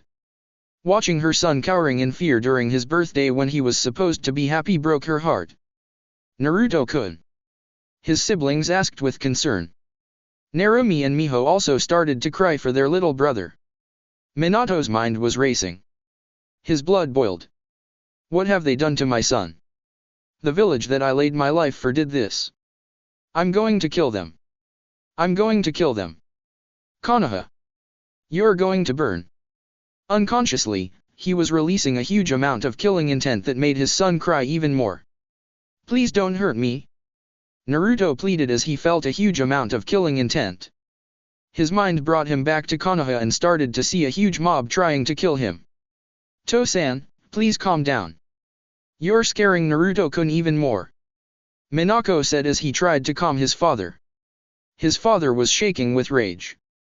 Minako and Mio also seethed but managed to calm themselves. The mother was the first to recover. Although she still felt heartbroken seeing her son like that. Naruto-kun. Please don't cry. We're not going to hurt you. Kushina tried to comfort her son as she slowly approached him. Ka-chan? Is that you? Naruto asked as he felt someone approach him. Yes, Naruto-kun. It's Ka-chan. Kushina said as she took her son into her arms, hugging him tight. Ka-chan, they are going to kill me. They are going to kill me. Ka-chan, I swear, I haven't done anything wrong. Tell them I'm not a demon. Please tell them to stop hurting me. Naruto sobbed. I will, Sachi, I will. They won't hurt you anymore. You're safe, I promise. I won't let them hurt you. The day was supposed to start off good. But Naruto's family didn't realize how deep his wounds and fears were. Kushina then recalled Naruto's medical files when Kaide gave it to her. More than 25% of them were dated October the 10th. Promise. Yes, Sachi-kun. That's a promise. Okay. Replied the boy as he finally smiled. Believing his mother's words. Now Naruto-kun. You should blow the candle and make a wish. Minato indicated the cake as he tried to lighten the mood. Yeah, and your ramen's getting cold. Narumi added. Naruto's stomach replied by growling. Oh yeah. I dreamt I was eating ramen. Narumi and Miho giggled. Yeah, we heard you. We also had this ramen cooked by Ayame-chan for you. I'm sure you'd love it. Of course, Dateba yo. Naruto cheered, getting back to his usual happy and cheery self. His family sang, "Happy birthday," and then the boy blew the candle. Naruto then began eating the huge bowl of ramen. In a few minutes the bowl was empty. Ichiraku's ramen is really the best. Of course, Dateba ne. You can have more later. Let's go downstairs and get you prepared for today's event. Oh yeah, Naruto-kun, have you prepared your speech yet? I'm sure the girls in the village would like to hear your speech, especially Ayame. Minako asked while his other siblings snickered. Wait. I thought Narumi-chan said that was a joke. Naruto pouted as he blushed with the thought of Ayame wanting to listen to his speech. It was. Ha ha ha ha ha. His siblings laughed. Enough of that, you four. Let's go downstairs. Kushina scolded as she carried Naruto and left the room, followed by Minato. The four soon followed after their parents while still snickering. Their little brother was too easy to tease. Hello, Naruto-kun. Happy birthday. A man who looked like Kushina greeted the boy as they reached the living room. It was the same man Naruto saw with his father before they teleported to Uzushio. Beside the man was a boy who looked the same age as Narumi. His hair was long, touching his shoulder blades. Like most of the Uzumaki, he too had red hair. Hi. Thanks. I haven't introduced myself yet, have I? I'm your Uncle Kaide. I'm your Ka-chan's elder brother. With me is your cousin, Nagato. The two with him are his best friends Konan and Yahiko. Naruto now noticed two other people beside Nagato. The girl had blue hair tied into a bun while the other boy had orange hair. Somehow he almost looked like Naruto. Hello cousin/Naruto-san, happy birthday. Nagato and Yahiko greeted. Hello Naruto-kun. I'm Konan. But you can call me Konan-chan. Happy birthday. Naruto was still feeling a little cautious. He wasn't used to people being nice to him and greeting him on his birthday. But he still managed to smile and thanked the people who greeted him. He could start getting used to people being nice to him. After all, they weren't Konoha. He curiously inspected the 4 people and his eyes landed last and rested on Konan's beautiful face. "Oh my god, you're so cute." Konan squealed as she rushed and hugged the boy, pressing his head to her glorious orbs. Naruto's face immediately went red. Fortunately, Kushina went to Naruto's rescue and managed to release him from the girl's grasp as he was starting to have difficulty breathing. He was still blushing when Konan released him. "Is Arotautu blushing? Look, his face is red." Miho and Mio both said. Could it be that our Naruto-kun has got a crush on Konan-chan?" Narumi asked. "Look at him, he's blushing." "Of course he does," Minako said as they laughed. "Ah. Do you really have to tease me with every girl I meet?" their youngest brother asked. "Yes," his siblings replied in unison. Naruto cutely pouted as his eyes seemed to get bigger. Konan found his blue eyes very attractive and couldn't resist the boy's cuteness. So adorable. Beautiful. It's like the face of an angel.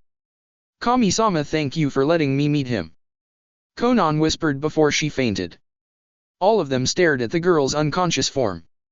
"My, Naruto-kun. You really are a ladies' man. I'm so proud," Minato thought. "Wow. Like father, like son," Kaide thought. Meanwhile, Kushina were having trouble. She was thinking of ways to keep the girls away from her baby. "He's only 5, Date Bane. I'm not letting them take my Naruto-kun from me." "Yahiko. It seems you have competition," Nagato remarked as he found the scene amusing. "Oh, no. Not you two," Naruto shouted, almost crying, at Nagato. The whole family laughed at the scene while Naruto's face grew redder. "All right. Let's have breakfast. Everyone, gather around the dining table." Kushina decided to interrupt before things escalated. 2 hours later. Naruto was now wearing a light blue kimono as his hair was being fixed by Kushina. "Ugh. Does this ever go down?" Kushina asked in frustration as she tried to get her son's hair go down. "I guess it's just like mine." "Let it be," Minato said. "But he needs to look formal." "Get down," Kushina shouted at her son's stubborn hair. "He looks fine to me." "Ugh.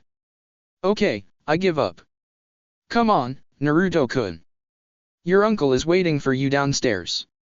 He said he's going to give you something. Do you think he's going to be alright?"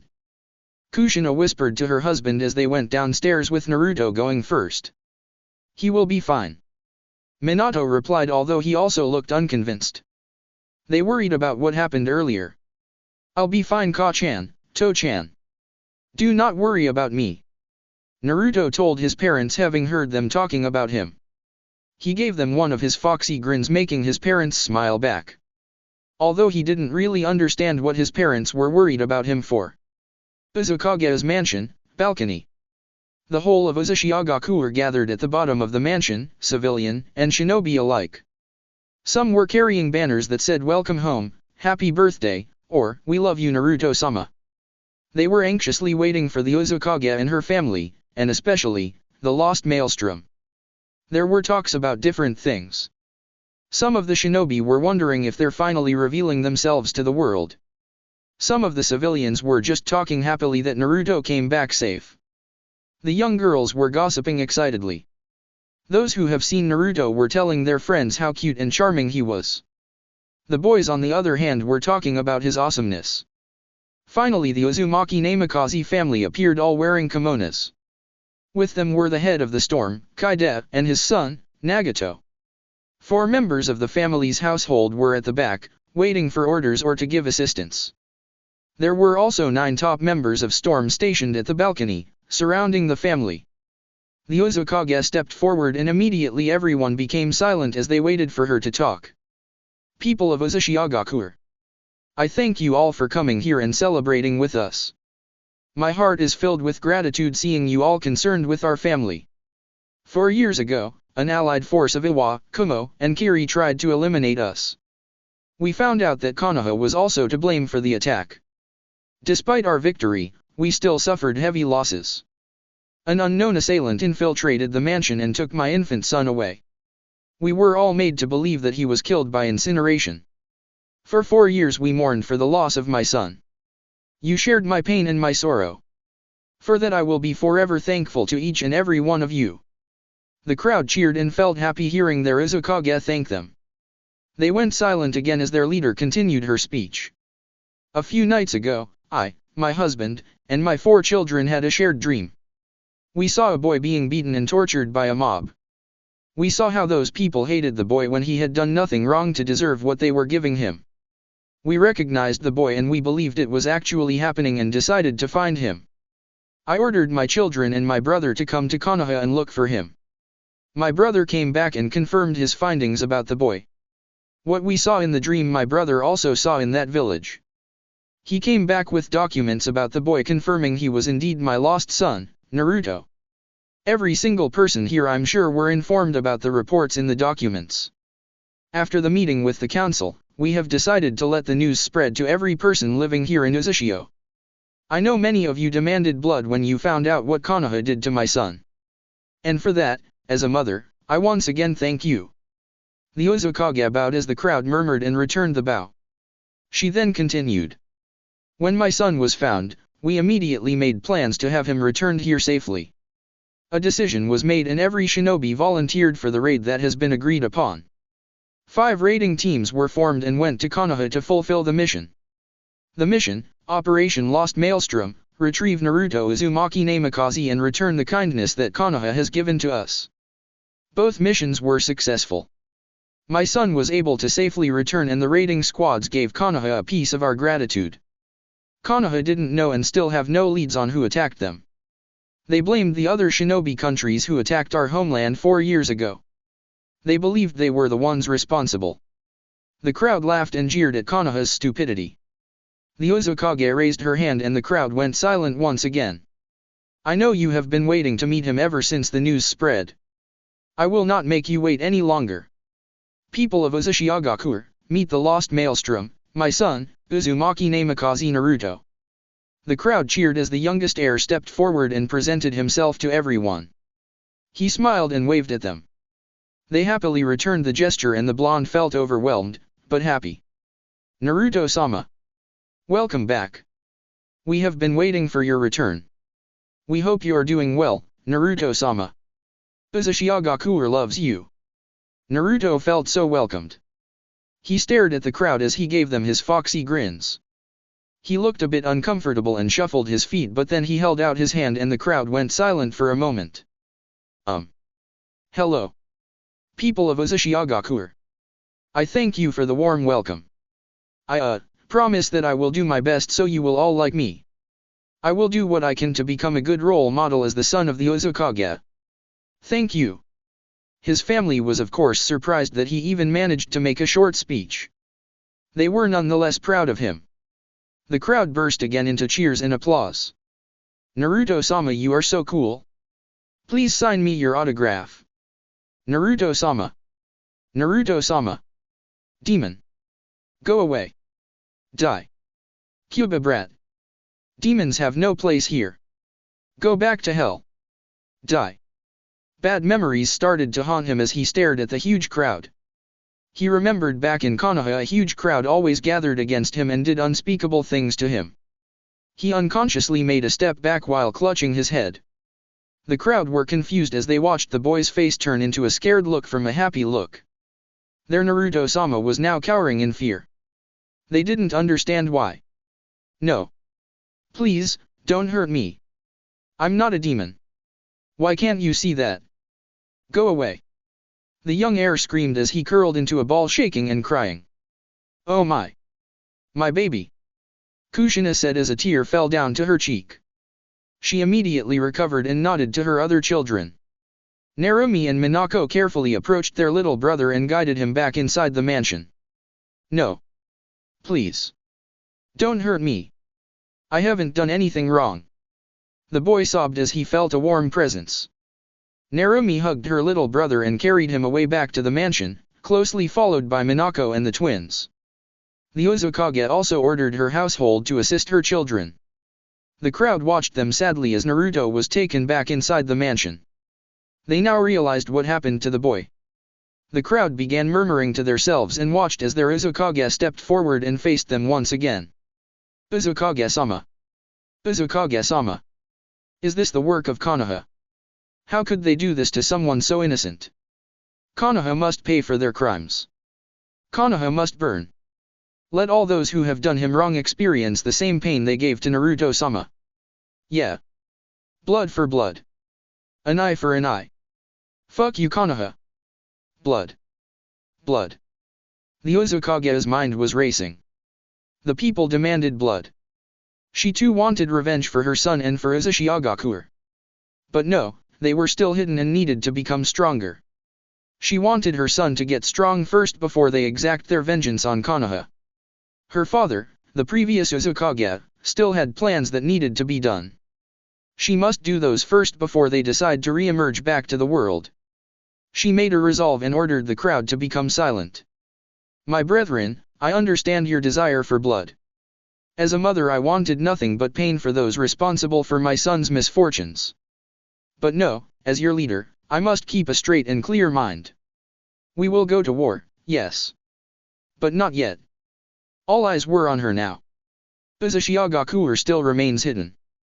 To the world, the Uzumaki clan were extinct. But Uzushiagakuer and the Uzumaki clan are very much alive. We are biding our time and are getting ourselves become stronger. We are gathering allies while being discreet. We are also making research for war machines that will help us in the future once we finally decide to re-emerge back to the world. We will remind them why we were feared. They were right to fear us. But deciding to exterminate us was never a great idea. We only have a few years left lying low before we decide to reappear. When that time comes, the world will know true fear. We will make them pay. Everyone, shinobi and civilian alike, roared their approval and cheered. For the last time, their leader raised her hand and they went silent. Today is my son's 5th birthday. Let us celebrate his return and forget about his oppressors for now. Also I must ask of you not to mention about his status when he is around. He doesn't know yet about the Kyubi no Yoko being sealed inside him yet. Let us celebrate. Let the world celebrate. For this will be one of their last celebrations. The lost Maelstrom has returned to his homeland, and when the time comes, Uzushiagakuer will rule the world. And with that, Kushina and Minato retreated back to the mansion to check on their son while Kaida and the Storm went back to their duties. The crowd cheered and roared their approval of their leader's words. Uzukage Mansion. How is my baby? Kushina asked as she entered her son's room and found him sleeping with Miho and Mio beside him. He is doing fine now. It took him 10 minutes before he finally calmed down and believed he was safe from harm. The crowd really did scare him and brought back bad memories. Minako said as he stood up and let his mother approach Naruto. Ka-san, Tusan. What are we going to do? Narumi asked. Just give him time. Time heals wounds. Well, not really. The scars will remain, but yeah, you catch my drift. Minato replied. Yes. We will just show him that we love him. The villagers will also see to that. He will overcome his fears if given the time. That fear will drive him to become stronger in the future. That fear will be converted into his ultimate weapon where no one will be able to do him harm again. Konoha will see to that. Kushina said. The mother raised her hand and one of the servants approached. Yes, Uzukage-sama. Can the 4 of you go to Ichiraku's and order 30 bowls of Kushina's special ramen and bring it back here? Hi, Uzukage-sama. Thank you. Just tell Teiuchi-san to put the bill in our tab. Ramen helps me with depression, date bonne. Naruto-kun's favorite is also ramen. I'm sure it will cheer him up when he wakes up. Kushina said, answering her eldest daughter and son's questioning looks. Kushina, Minato, and his siblings stayed with Naruto until he woke up about an hour later. Naruto-kun, how are you feeling? His father asked. Fine. Sachi, you don't sound fine. Please tell mommy what's on your mind. Kushina said as she held his son's hands. Naruto remained silent for a minute as he stared at the window. There was something that still bothered him. He was pondering if he should ask his parents. Ka-chan. To-chan. Yes, Naruto-kun. Do you really love me? Kushina and Minato looked at each other. Naruto's siblings looked surprised at the question. Of course, Sachi. Why would you think otherwise? Well, you didn't try to look for me when I was kidnapped. I was dumped into Konoha and my life was made very miserable. Kushina looked like she had been sucker punched. She felt speechless. She reached for her son and tried to hug him. Naruto-kun, I'm so sorry. I was so scared back then. I became depressed for a year. After that I tried to live my life normally. Father prohibited me from going out to look for you. We had to lay low for a while. We tried tracking your signature but we couldn't. We believed you really died. Forgive us, Naruto-kun. Please forgive your Ka-chan. Kushina sobbed. Ka-chan. I'm still scared. Naruto-kun. Minato also felt speechless. What if they come back? What if they find out about me? What if they take me again? What will you do? Naruto-kun, we are very sorry for letting you go that easily. Ever since that night we dreamt about you, I have been living in regret every day. I asked myself every day what if I actually tried to look for you, and then you wouldn't have experienced your misfortunes in life. You wouldn't have lived your first years in life in fear of being mistreated. I'm so sorry. Kushina explained while her tears still flowed down. Naruto-kun. Forgive me as well, it was my fault. I was the one who sealed Desh. Minato stopped himself. He almost spilled and told him about Kyubi. Please forgive us Naruto-kun. We promise to become better parents for you and your siblings. Naruto-kun, we promise you Konoha will never come back. They will not take you away again. If they do find out about you, we will do everything we can to stop them from getting their filthy hands on you. If it comes for the need to kill them, we will not hesitate. We love you Naruto-kun. We will protect you. That's a promise. Yes, Naruto-kun, we promise. Kushina said as she hugged her son tighter.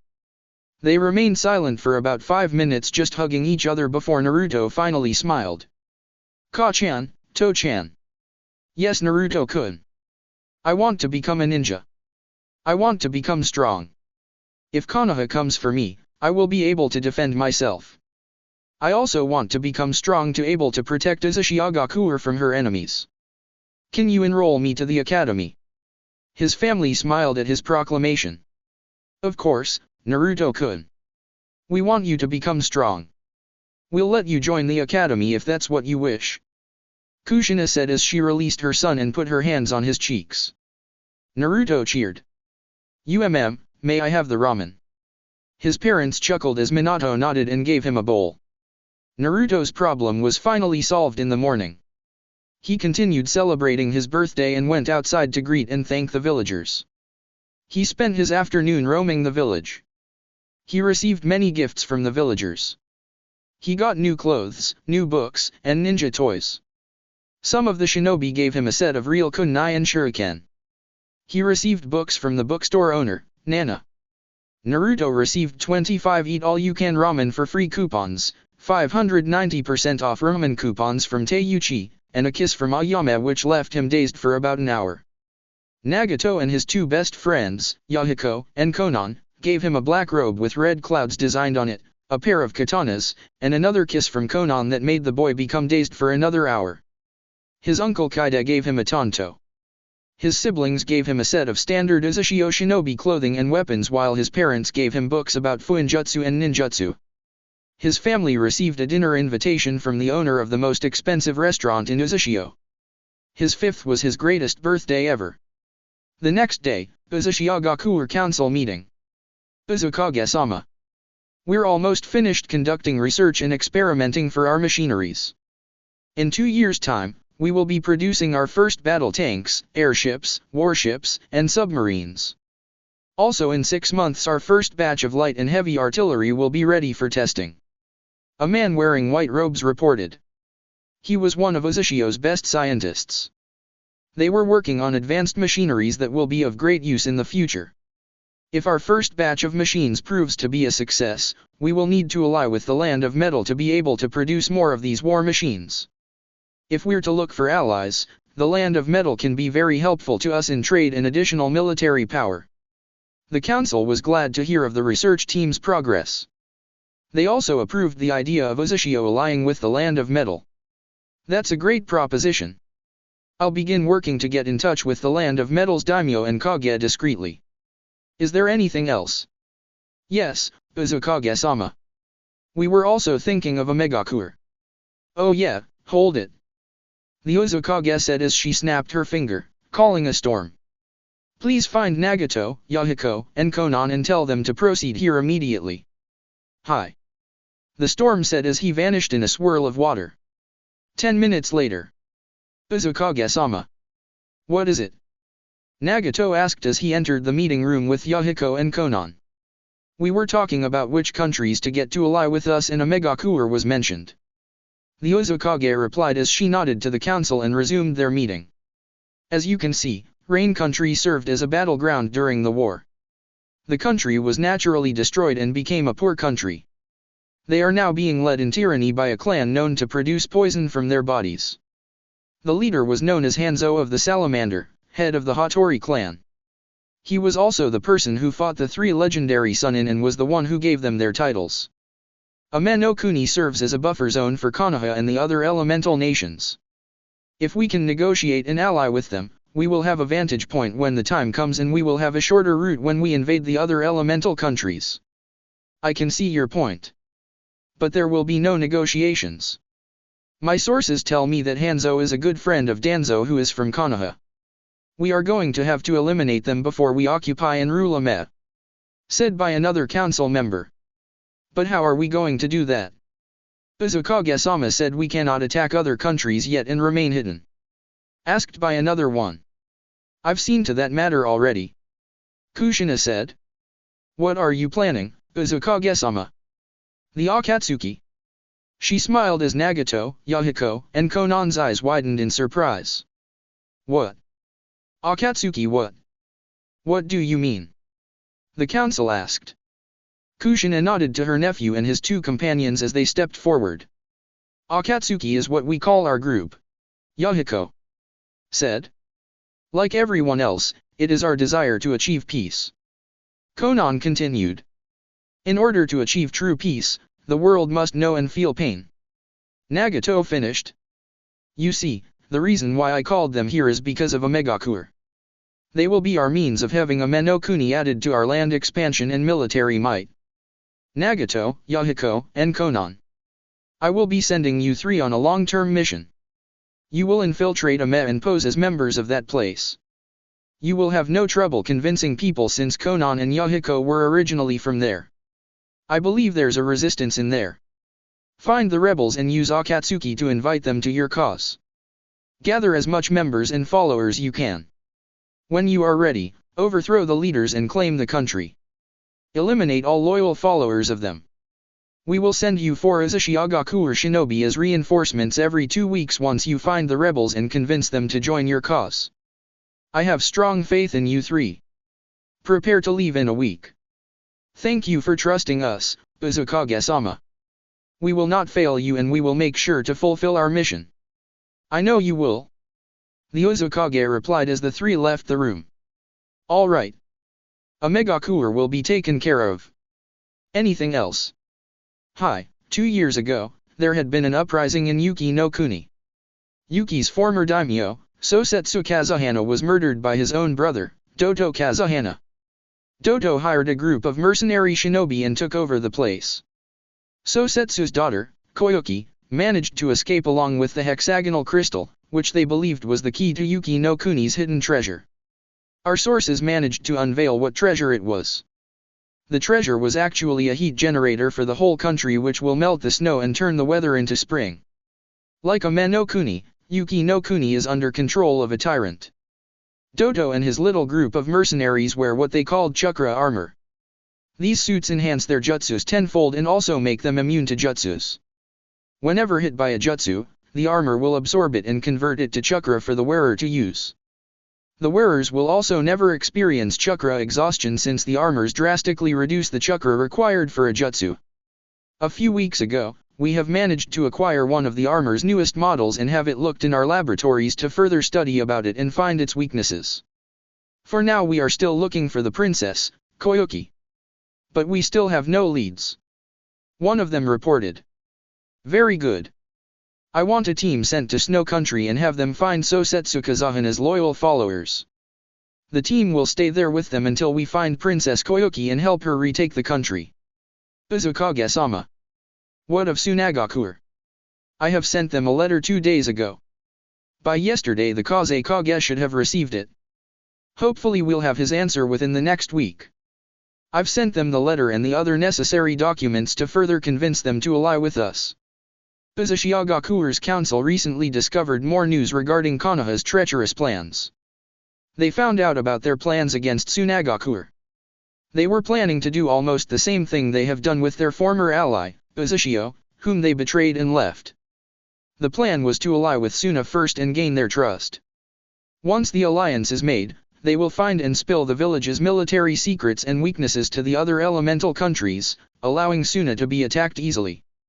Once weakened, they will take the village's Jinchuriki, Sabaku no Gara, and add him to Konoha's own military arsenal. They planned to do the same things they did on Naruto.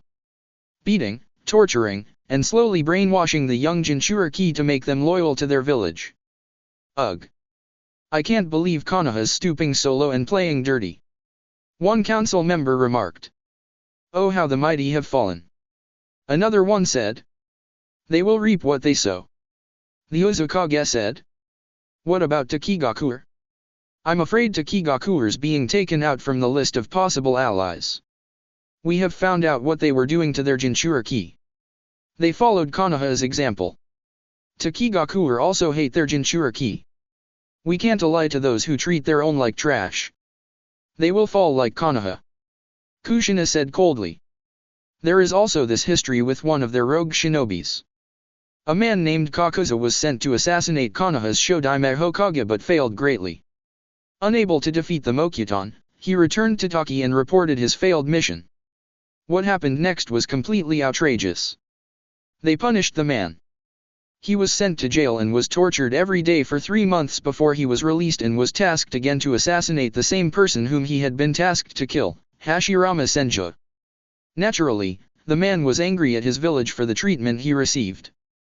He murdered the village elders and took their hearts. He also took the village's most prized forbidden techniques before he fled. Uzukage-sama, if we are not allying with Takigakur for how they treated their own shinobi, then why are we allying with Suna? Ah yes. The Yondaime Kazekage, the Jinchuriki's father, is indeed a cunt. He tried to have his own son assassinated countless times. Their council was no different. But we have a plan for that. Once the alliance between Uzushiagakur and Tsunagakur is made, we will have the ones responsible for making Gaara's life miserable murdered brutally. They will be replaced by people with good hearts. Since the council and the Kazekage are the only people who hate Gaara, we will not have much problem. The villagers were actually good people but only grew afraid of the Jinchuriki because of his unstable seal. Once we fix the boy's seal, we will show Suna they can trust him and do not have to be afraid of him. I also plan on having him stay here in Uzushio to be friends with my son, Naruto. They can relate to each other having the same rough childhood and status as Jinchuriki. I see. That's a sound plan, Uzukage-sama. What are we going to do with Taki's Jinchuriki? I'm sending a team to find her and convince her to run away from Taki. It should be easy. Once Taki lists her as a missing nin, we will take her under our protection. If there's nothing else then we should adjourn this meeting. Uzukage-sama, we wish Naruto-sama a belated happy birthday. Here are our gifts. The council said as they presented their gifts for the young heir to the Uzukage. 2 storm members took the gifts and brought them to the mansion. Thank you. We will talk again once we receive Suna's response. Dismissed. Hi. The council members said as they stood up and left the room. Konohagakur. 2 days have passed since the incident and instead of being able to rise up and recover from the raid, Konoha faced more problems. The village elders Danzo Shimura, Koharu Yudatan, and Homura Mito were found unconscious one day after the attack on the village. They were immediately rushed to the hospital in fear of them dying. The village doctors and healers found nothing wrong with them. Their chakra coils were normal, their organs showed no signs of malfunctioning. Their bodies were completely healthy. Yet they were still baffled on their patient's current condition.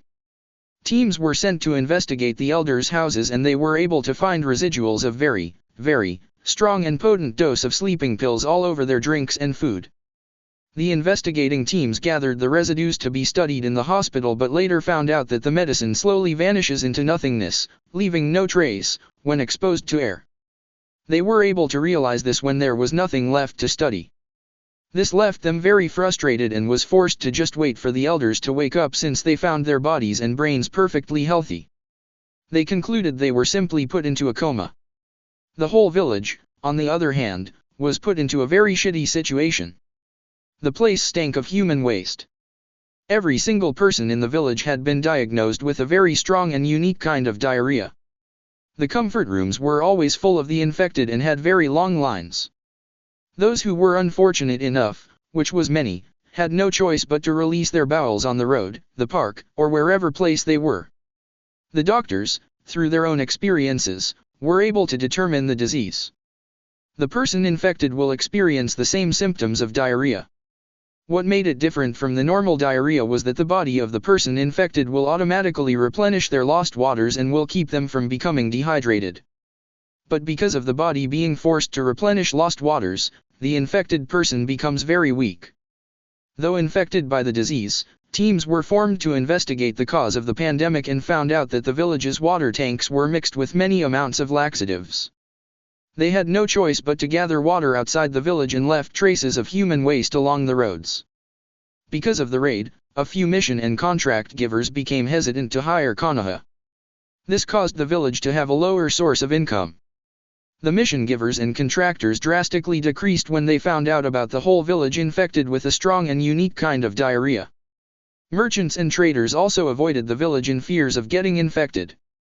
News about the plague traveled fast. Only the daimyo's family, the people who lived near and inside the fire capital, and those who really needed something from Konoha kept their business with them running. Konoha's reputation went to totally fucked up from most trusted and respected. Tsunagaku no Sato. The Yondaime Kaze Kage was surprised with the sudden increase of mission and contract requests. When he heard about Konoha, he was somewhat thankful for the slight increase of business. When the news about Konoha's plague spread, 90% of that village business decided to look for another village to deal business with. The populace of Suna felt very sorry for Konoha in the inside but was very happy on the outside. Finally, more missions for them. They will be more recognized. They will have more means of income. The Kaze Kage just finished assigning missions and was now signing papers. Kaze Kage-sama. Asuna Jonin carrying a scroll suddenly entered the office. Yes. Here's another scroll from the unknown sender. Oh. Just leave it here. Thank you. Hi. The Kaze Kage finished his stack of paper and decided to open the scroll and 2 folders poofed out from it. He decided to read the scroll first. Greetings, Kaze Kage Dano. Once again we would like to offer you an alliance between our respective villages. We are sure that we will both benefit with it and we assure you that your village will benefit greatly with it. As stated in our previous letter, you will have an increase in mission requests and other businesses such as trade and other contracts. There you have it. Konoha's benefactors have decided to invest to your village instead. We must ask for your pardon if we cannot tell you who we are. Until you have agreed with the deal, we cannot reveal ourselves in our village. Although we can assure you that our intentions allying with you are true, and we have no hidden agenda behind it. We simply wish an alliance so both our villages can have more trading resources and military strength. You can attest our strengths by looking on what happened with Konoha. See how much damage we have done within only 30 minutes. Also attached in this scroll are documents regarding your treaty with Konoha and their plans for it. We have managed to recover these files during our little raid. See for yourself. We hope that we could reach into a compromise and please us with your decision. We thank you in advance and wish you good fortune in your surge of incoming missions. Tsunagaku's friend. The Kazekage smirked as he put down the scroll. Now he knew who was to thank for their sudden increase in economy. He also understood the hidden threat within the message should he decide to do something funny like decline their proposal or reveal about them to Konoha. The Kazekage understood and saw how powerful their mysterious friend was. If he approves of the alliance, his country will become stronger and will have the power to oppose the 4 other elemental nations and other strong countries. He has already decided to agree to the alliance while he was still reading the letter. There will be no need of threats. Of course he will agree. His village has benefited a lot thanks to these mysterious people. The Kazekage then picked one of the 2 folders attached with the scroll and opened it. His facial expression turned to anger from curiosity as he read the folder's contents. Inside the folder was the progress report regarding Konoha's proposed alliance to Suna. Stated there were Konoha's true plans behind the supposed alliance. They were planning on befriending his village to discover their secrets and military weaknesses and exploit those. They also planned about taking Suna's Jinchuriki and brainwashing him. They wanted to add the Shokaku to their military arsenal. Once they have gotten what they wanted, they will overthrow Tsunagaku no Sato with or without the help of the other 3 nations. After reading the file, he knew there was no doubt he will accept Konoha's mysterious attacker's proposal for an alliance. He's definitely going to agree to it. Consequences of the alliance be damned. He'll think about those later. He will bring down Konoha with the help of his mysterious ally. The Kazekage then picked up the second folder. Inside it was the alliance approval between his village and their unknown friend. On top of it was a note. This is the paper that will prove our alliance. Know that this paper is infused with blood seals and truth seals. Everything written here is true. Everything proposed about the agreement once signed will be done. There will be no backstabbing, pulling back, or cancellation of the alliance. Failure to comply with the agreement will cause death of the one who signed it, his successor, his successor's successor, and so on. The contract will expire in 15 years. The choice is yours if wish to renew it. In which we are sure you will, since your country will benefit greatly with it. The Sand Leader was impressed with the paper. He didn't know such a kind of seal existed. He continued reading the contract. Both countries will benefit with each other. There will be a trade system between both villages. Items that are usually found in the country's vicinity that cannot be found within their allied countries' areas will be shared equally or traded and vice versa. There will be sharing of knowledge about enemies, threats, and future threats. There will be also a sharing of training and teaching methods in the academy to help both villages produce strong shinobi in the future. Lastly, there will be a sharing of each country's jutsus. These jutsus will be taught in the village's respective academies. More importantly, there will be a military alliance. Should one of the village calls for assistance in a time of war or natural calamities or other problems, the allied village will respond and prove any assistance they can. Kazegake Dano, there is a personal favor I want to ask you and I'll make it in addition to this agreement. You see, my son is also a Jinchuriki who happens to be with the same age as your son, Gaara. I would like your approval to send him and his siblings to our village and let them stay for at least 5 years. My son has few friends around his age and I wish him to grow up and become used to people near his age. Also I'd like both children spend time around with each other since they are both Jinchuriki. This is my personal request. I hope we can have an agreement on this. Please cut your wrist and let a small amount of blood touch on the paper. Use your own blood to sign if you approve of our agreement and alliance. Tsunagaku's ally. The Kazekage was a bit surprised with the request. He didn't expect the mysterious village to have their own Jinchuriki. He was shocked by that revelation. He wondered which tale they had. I'll find out soon. I see nothing wrong about the personal favor. If this is what it takes to get back to Konoha, sending my children to their village is a small price to pay and I'm sure they will help my children train to grow stronger. Yes, I'll definitely approve of this. Konoha, you better pray to whatever gods starting from now, for now Tsunagaku have a stronger ally. The Suna's leader thought as he cut his wrist with a kunai and let a few droplets hit the paper. He then took a pen and signed the contract with his blood. The moment he was finished signing, the paper glowed and a new folder appeared along with a ring with a small sapphire on top of it with a swirl design. There was also a note on top of the folder. Kaze kage dano. We knew we could trust in Tsunagaku. Thank you for agreeing to make an alliance with us and hope you will not let us down in the future. We chose to ally with Suna since it was the only village who haven't done anything against Uzumaki. This folder explains everything that has transpired 4 years ago up to the day Konoha was raided. We hope that all of your questions will be answered by this folder. If not, then simply concentrate your chakra on this ring. We strongly advise you to wear at all times starting from the moment our alliance has been approved by you. Don't worry, there's nothing fancy on that ring. You won't die or feel any negative effects by wearing it. We simply do not want other people finding this ring, do we? Of course not. This ring is a symbol of our alliance and also a communication device. It has been applied with seals, so all you have to do is flare your chakra on it and call on my name should you wish to speak or arrange a meeting with us. Once again, the whole of Uzumaki appreciates your treaty with us. Kushina Uzumaki ne Makazi. Shodaime Uzukage no Atara Shii Uzumaki no Sato. How many times have I said this? The Kaze Kage was shocked with the revelation. Uzumaki still exists? Uzumakis? Kushina Uzumaki. They're alive? She's alive? They were the ones who attacked Konoha? But why? How are they dash? Okami, now my head hurts. The Suna leader thought as he massaged his head. He then shouted and called for his umbu. 4 of them appeared in front of him kneeling. Umbu. I want the village locked down immediately. I want all possible entries to the village secured. Nobody is to get inside or go outside. Also have this room surrounded by 4 squads of the top umbu. Secure this room and make sure nobody enters. Hi. The Kaze Kage stood up and quickly went into a series of hand seals. He applied the room with the strongest privacy seals he knew. Nobody from the outside will see, hear, or feel anything.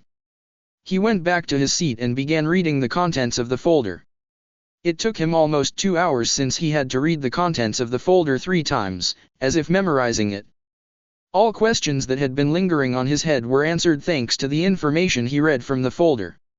He put down the files and took deep calming breaths. After about 10 minutes, he flared his chakra on the ring that he was now wearing. Uzukage's office. The Uzukage was signing off papers as she felt a new chakra signature. She smiled and muttered, well, that was unexpectedly fast. The Uzumaki leader snapped her fingers and 2 masked figures who were kneeling appeared. Please find my husband and my brother and tell them to come over here immediately. Hi. That's it for part 1. Thank you for watching and see you in the next video.